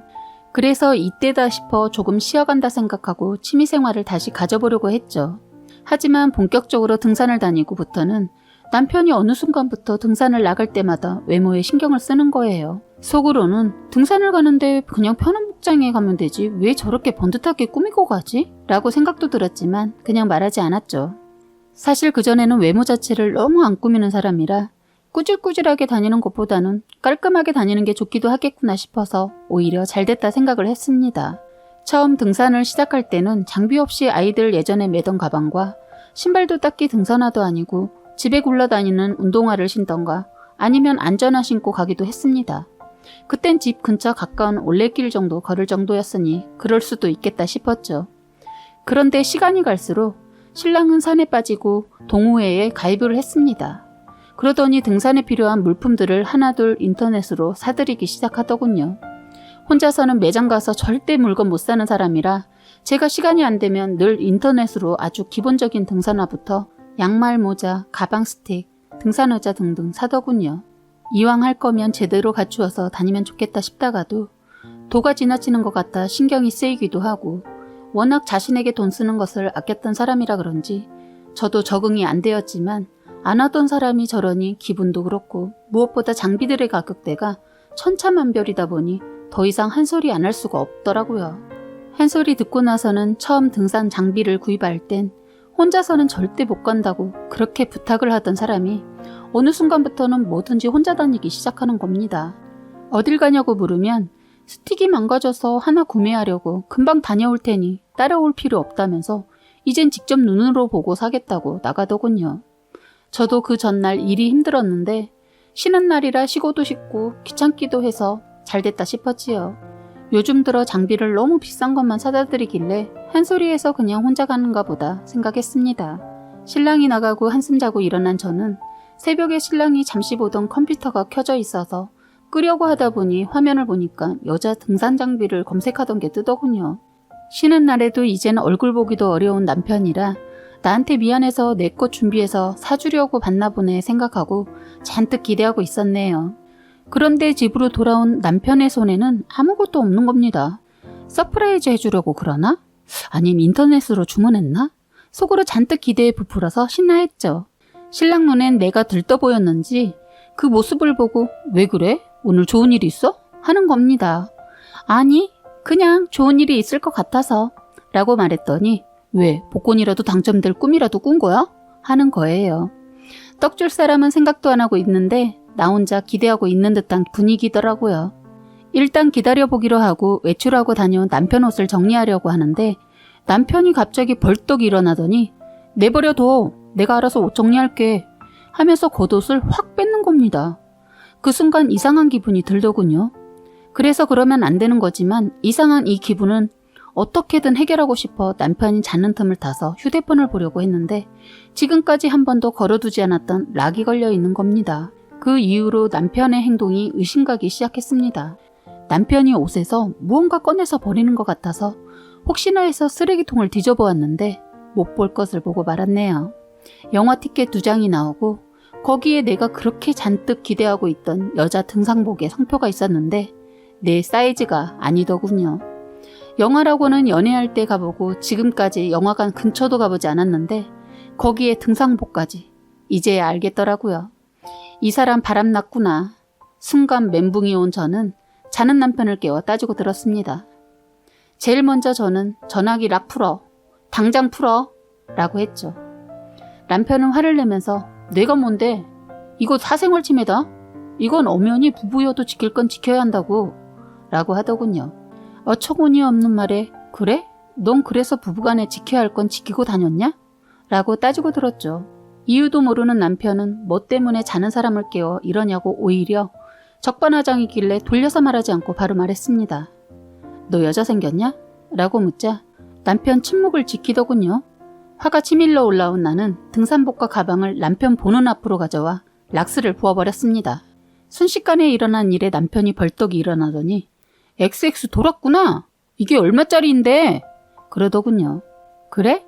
비싼 거 그렇게 입고 다니니까 여자들이 좋아하디? 등산 다니면서 데이트하고 다녔던 거야? 남편은 제 말에 아니라면서 그런 거 아니니까 오해하지 말라고 하는데 누굴 바보로 아나 싶었습니다. 이걸 어떻게 해야 내 분이 풀릴지 생각하고 있는데 갑자기 남편 놈의 핸드폰에서 톡이 온 겁니다. 그것도 새벽에 말입니다. 전화기가 내 손에 있었기에 간단히 보낸 톡을 확인할 수 있었는데 톡 문자가 기가 막히더군요. 남편 놈이 없어서 잠이 안 오는데 어떻게 해야 하냐는 문자였습니다. 이것들이 알고 보니 잠까지 잔 사이더군요. 그동안 나를 속이고 이렇게 다녔다고 생각하니 미치겠더라고요. 저는 순간 그제 버려야 하는데 깜빡하고 못 버린 음식 쓰레기가 눈에 들어오더군요. 그걸 들고 와 남편 얼굴에 그대로 던졌습니다. 미친 새끼, 이 쓰레기만도 못한 놈. 그러고도 네가 인간이야? 더럽게 이중생활을 했어? 좋았냐? 온 집은 음식 쓰레기 냄새로 퍼지기 시작했고 남편은 더러운 모습을 하고 앉아 있더군요. 그제야 사태 파악을 하고 아이들이 들을까 조용히 얘기를 하더군요. 그만둬야지 하면서도 자꾸 만나게 되고 오랜만에 느껴보는 감정이라 좋았나 봐. 당신한테 미안하고 애들한테도 미안하지만 이혼하고 싶어. 하는데 빌 줄 알았던 남편 입에서 생각지도 못한 말을 들으니 머릿속이 하얗게 되면서 진짜 이 순간은 제가 돌아버리겠더라고요. 결혼 생활을 하면서 정말 사랑을 했고 평생을 믿었던 남자에게 뒤통수를 가격당했다고 생각하니 잘못했다고는 못할 망정 발각되니 이혼하자고 하는 태도를 보고 정말 이성을 잃어버렸습니다. 때마침 제 눈에는 등산 스틱이 보여서 남편이 일할 때 사용하는 노트북이며 남편이 소중히 생각하는 물품들을 모조리 박살내버렸습니다. 남편 놈은 그 와중에도 반성은커녕 쳤어? 뭐하는 짓이야? 내가 잘못한 걸 왜 엄한 데다 화풀이야? 라며 쌍욕을 시작하더라고요. 그때는 또 한 번 속된 말로 눈깔이 뒤집어지더라고요. 이놈이 지금 상황 판단 못하고 비로도 시원찮은데 이런 말을 하니 나도 모르게 남편 놈한테 등산 스틱을 다시 한번 휘둘렀습니다. 진짜 10번 정도 휘둘렀던 걸로 기억하는데 남편 놈이 다 피했지만 맨 마지막에 휘두른 스윙에 허벅지를 한 대 제대로 퍽 소리가 날 정도로 맞았습니다. 남편 놈은 그때 깨갱거리면서 바닥에 뒹굴면서 아, 나 죽네, 죽어. 너 미쳤어? 라고 하길래 그리고는 바로 제가 휴대폰으로 그냥 이혼하고 끝내주면 안 되겠다 생각해서 바로 시댁에 전화를 걸었습니다. 그때 시누이가 친정집에 왜 와 있는지 모르겠지만 시누이가 전화를 받더라고요. 그때 시누이에게 어머니 계세요? 계시면 어머니 좀 바꿔주세요. 라고 했는데 시누이가 제 목소리가 평소와는 다른 걸 알고서 무슨 일 있어? 목소리가 안 좋네? 라고 하길래 잘난 동생이 등산 다니면서 다른 년이랑 눈이 맞아서 바람이 났는데 저한테 걸리니 다짜고짜 이혼을 하자고 하네요. 이러니 시누이가 잠깐 말을 하지 않더라고요. 그리고 시어머니가 계신지 옆에서 이런 소리가 나더라고요. 아니 누구길래 왜 전화를 받다 말어? 하면서 옆에서 계시던 시어머니가 전화를 뺏어서 받으시더라고요. 그래서 저는 어머니 그 잘난 아들이 산을 타면서 바람을 피우더니 저한테 이혼하자고 하네요. 이렇게 말했더니 시어머니께서 아가 나랑 얘기 좀 하자. 이러시는데 더 이상 길게 통화하면 안 좋은 욕이 나올까봐 전화를 끊어버렸습니다. 그때 아이들이 소란스러운 소리 때문에 방에서 모든 내용을 듣고 있었는지 나오더라고요. 나와서 한다는 말이 큰아이가 아빠 인생 살아. 나는 오늘부터 아빠가 죽었다고 생각할게. 작은 애도 한 소리 하더군요. 더러워. 너무 싫어. 어떻게 엄마한테 이럴 수가 있어? 아이들을 보니 남편 놈한테 더 화가 나고 분이 풀리지 않아서 남편을 집 밖으로 떠밀어서 내보내고 문을 잠그고 휴대폰도 주지 않았습니다. 갑자기 쫓겨난 남편은 문을 사정없이 치더군요. 급기야 옆집에서 신고해서 경찰까지 왔습니다. 경찰은 민원 들어오니 남편을 집으로 들어오게 하라더군요. 절대로 집 안으로 들일 수 없는 저는 10,000원 한 장 던져주고 그년한테 가서 잘 살아 하고 문을 닫아버렸습니다. 한참 후 밖은 조용해졌고 아이들도 저도 아무 말도 없이 쓰레기를 치웠습니다. 미우나 고우나 한 이불을 덮고 살았던 남편이었기에 이렇게 하고 나서 속이 후련한 건 조금 있었지만 왜 그런지 마음이 너무너무 아프고 정말 너무 많이 울었던 것 같습니다.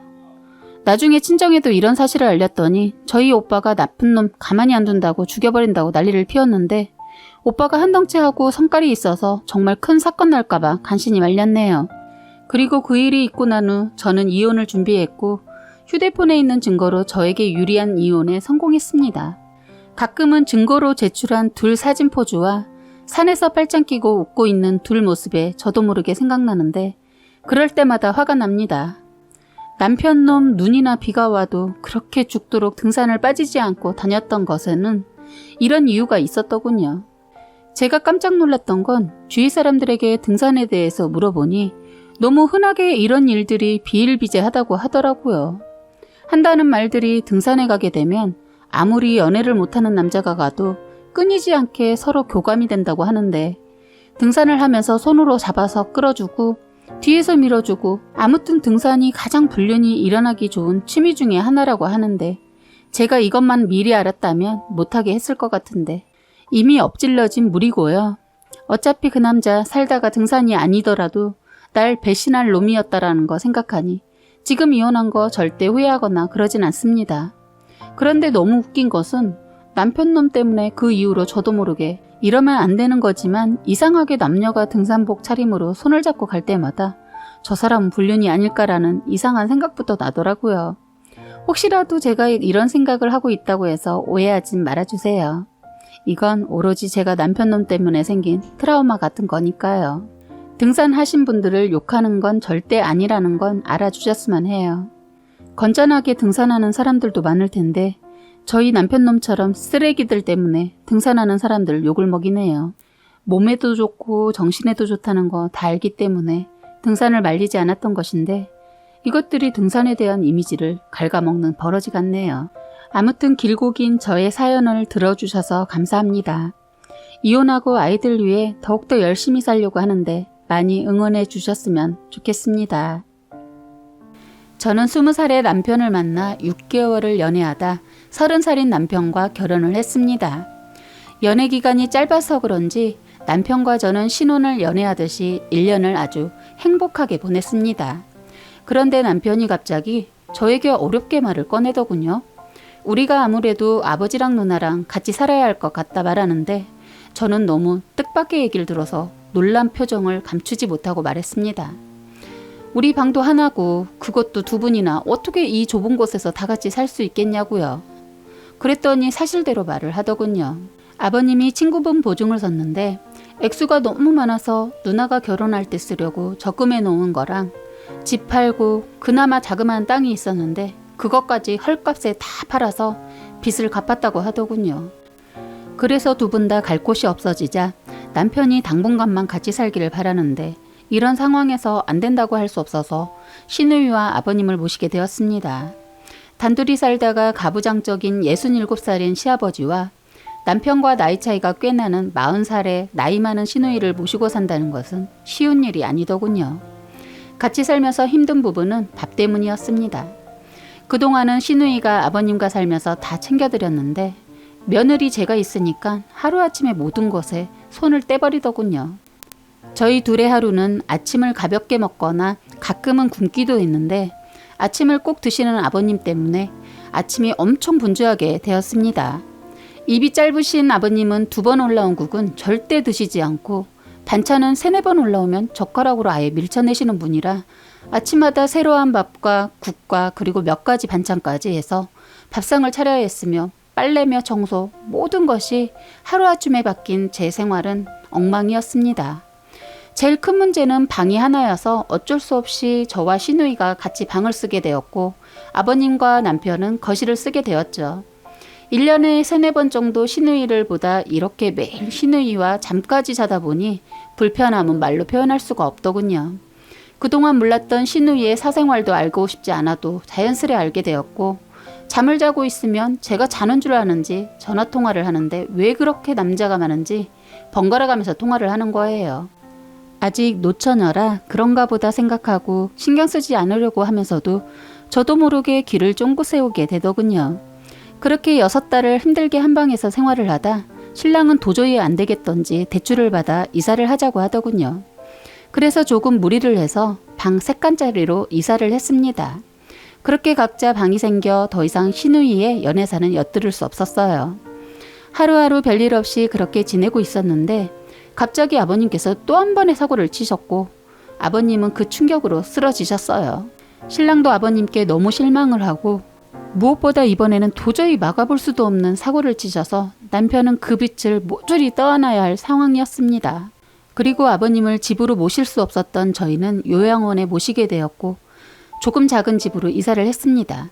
그리고 1년 후 갑자기 아버님이 돌아가셨어요. 저는 엄청난 빚을 남기시고 가신 아버님이라 그런지 슬프지도 않더군요. 그렇게 저랑 남편은 벌어서 빚 갚는 데 올인하면서 살고 있었는데 아버님이 돌아가시고 1년이 지나자 시누이가 결혼을 하겠다고 남자를 데려온 거예요. 남편도 그렇고 저도 그렇고 남자분 인상이 너무 좋아서 좋다고 했는데 얼마 후 헤어졌다면서 한참 후 또 다른 남자를 데리고 집으로 온 겁니다.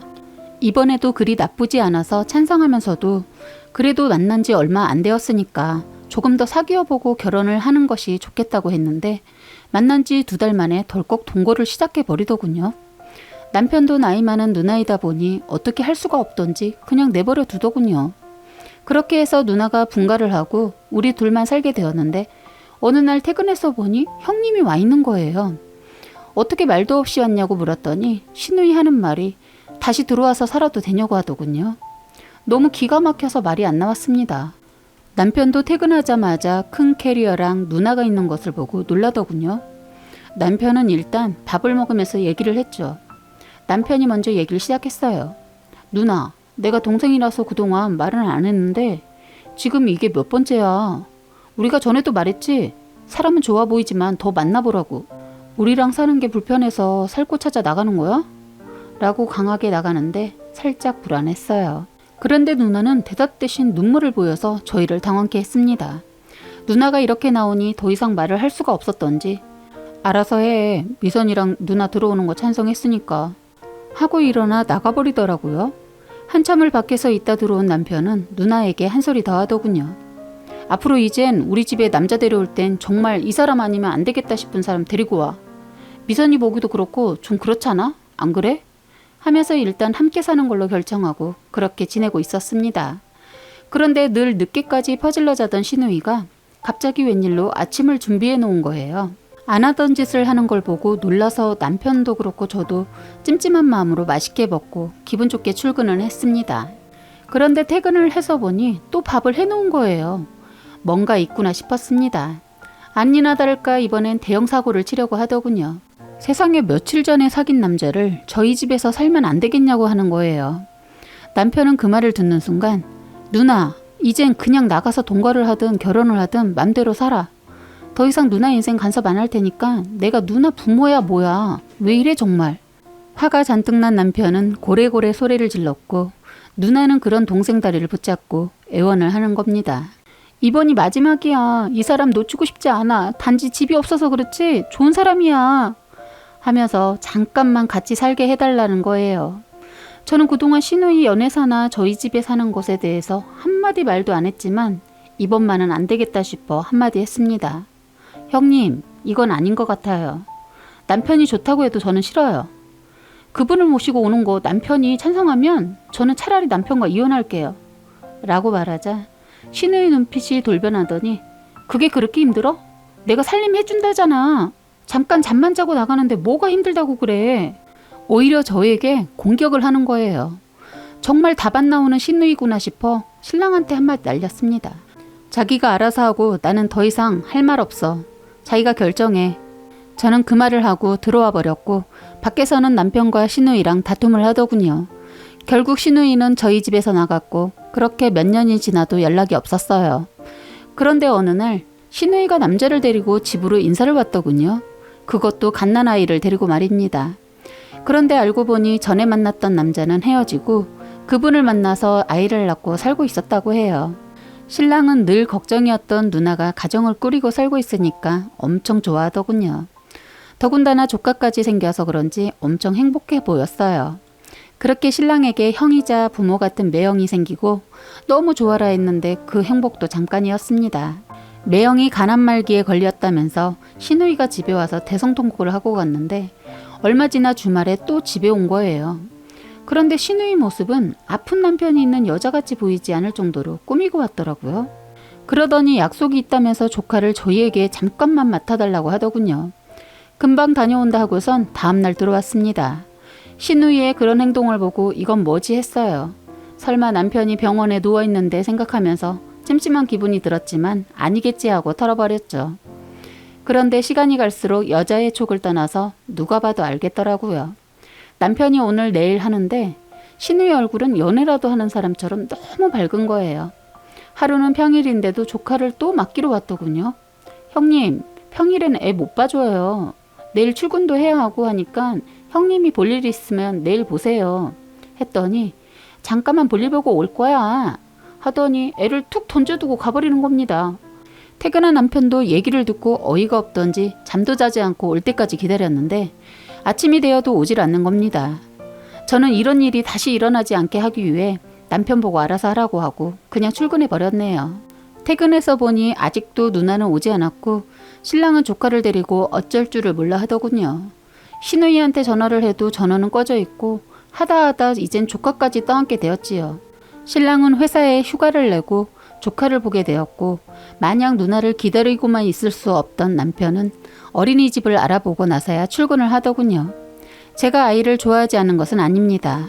사실 제가 아이를 늦게 가지려 한 것은 어느 정도 빚을 갚고 조금은 안정된 가정에서 아이를 가지려고 했는데 뜻밖의 내 자식도 아닌 조카를 키우려 하니까 너무 화가 나는 거예요. 그렇게 서로 지쳐가다 보니 싸움이 많아지게 되더군요. 결국 친정에서도 알게 되었고 친정에선 너 미쳤어? 절대 안 돼. 이혼을 시켰으면 시켰지? 조카 못 키운다. 엄마가 그동안 시댁 문제 다 이해하면서 기다렸는데 이건 아니야. 아빠 하시면 난리나. 이서방 보고 정리하라고 해. 친정엄마는 난리가 났고 저는 중간에서 미쳐버릴 것만 같더군요. 그런데 갑자기 신우이가 집에 온 거예요. 남편은 누나를 보자마자 손을 올리려 하더군요. 진짜 네가 사람이야? 뭐 하자는 거야? 이젠 하다 조카까지야? 이럴 거면 애를 낳지 말던가. 네가 엄마야? 하면서 막말을 하더군요. 순한 남편이 참았던 화가 터진 거예요. 신우이는 무릎을 꿇고 빌더군요. 미안해. 다신 그러지 않을게. 미안하다. 미안해. 계속 미안하다며 빌고 있으니 아이도 그걸 보고 울고 신랑도 더는 말을 않더군요. 그래서 제가 말했습니다. 형님, 오늘은 늦었으니 오늘은 주무시고 내일 당장 우리 집에서 나가주세요. 그리고 무슨 일이 있어도 다신 저희 집에 오지 마세요. 저는 이번이 마지막이라 생각하고 살 거고 또다시 이런 일이 있으면 동생분이랑 이혼도 생각하고 있습니다.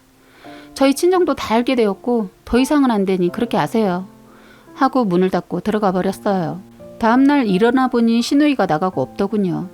그렇게 또 신우이는 소식이 없었는데 고모부님이 돌아가셨다는 연락을 받고 갔다가 신우이 소식을 들을 수 있었어요. 지금은 신우이가 아이를 혼자 키우다가 고모부님이 돌아가시자마자 동거를 해서 살고 있다는 겁니다.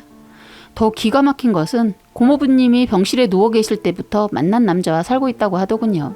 그동안 고모부님이 돌아가시기만을 기다렸던 것은 아닌가 싶더라고요. 나중에 들은 얘기지만 신우이 술 먹고 한다는 소리가 솔직히 아이가 누구 아이인지도 모르겠다고 하더군요. 정말 대단한 여자구나 싶었습니다. 짬짬이 들리는 소문에 의하면 또 헤어지고 이 남자 저 남자 번갈아 가면서 살고 있다고 하네요. 그 얘기 듣고 더 이상 신경 쓰지 않고 연락도 안 하고 지냅니다. 저희는 그렇게 시간이 지나 친정 부모님 도움을 받아 신랑이 사업을 시작하였는데 다행히 잘 되어서 빚 거의 다 갚고 조금 남았으며 늦은 나이인 37살에 아이 하나 낳아서 잘 살고 있습니다. 저도 아이를 키워서 그런지 가끔 이런 생각이 들더군요. 남편과 한 핏줄에 한 배에서 태어났는데 어쩜 이렇게 남매가 다른지 아직까지도 이해가 가지 않네요. 저희는 어느 정도 생활이 안정이 되어가고 있어요. 남편은 최고의 아빠이자 남편이 되려고 엄청 노력하면서 살고 있습니다. 가끔 신우이 얘기를 하면 더 이상 누나 없다고 생각한다고 하더군요. 마음이 여리고 정도 많은 남편인데 그 속이 어떨지 생각하니 짠합니다. 이제는 신우이가 제발 정신 차리고 잘 살길 바랄 뿐입니다.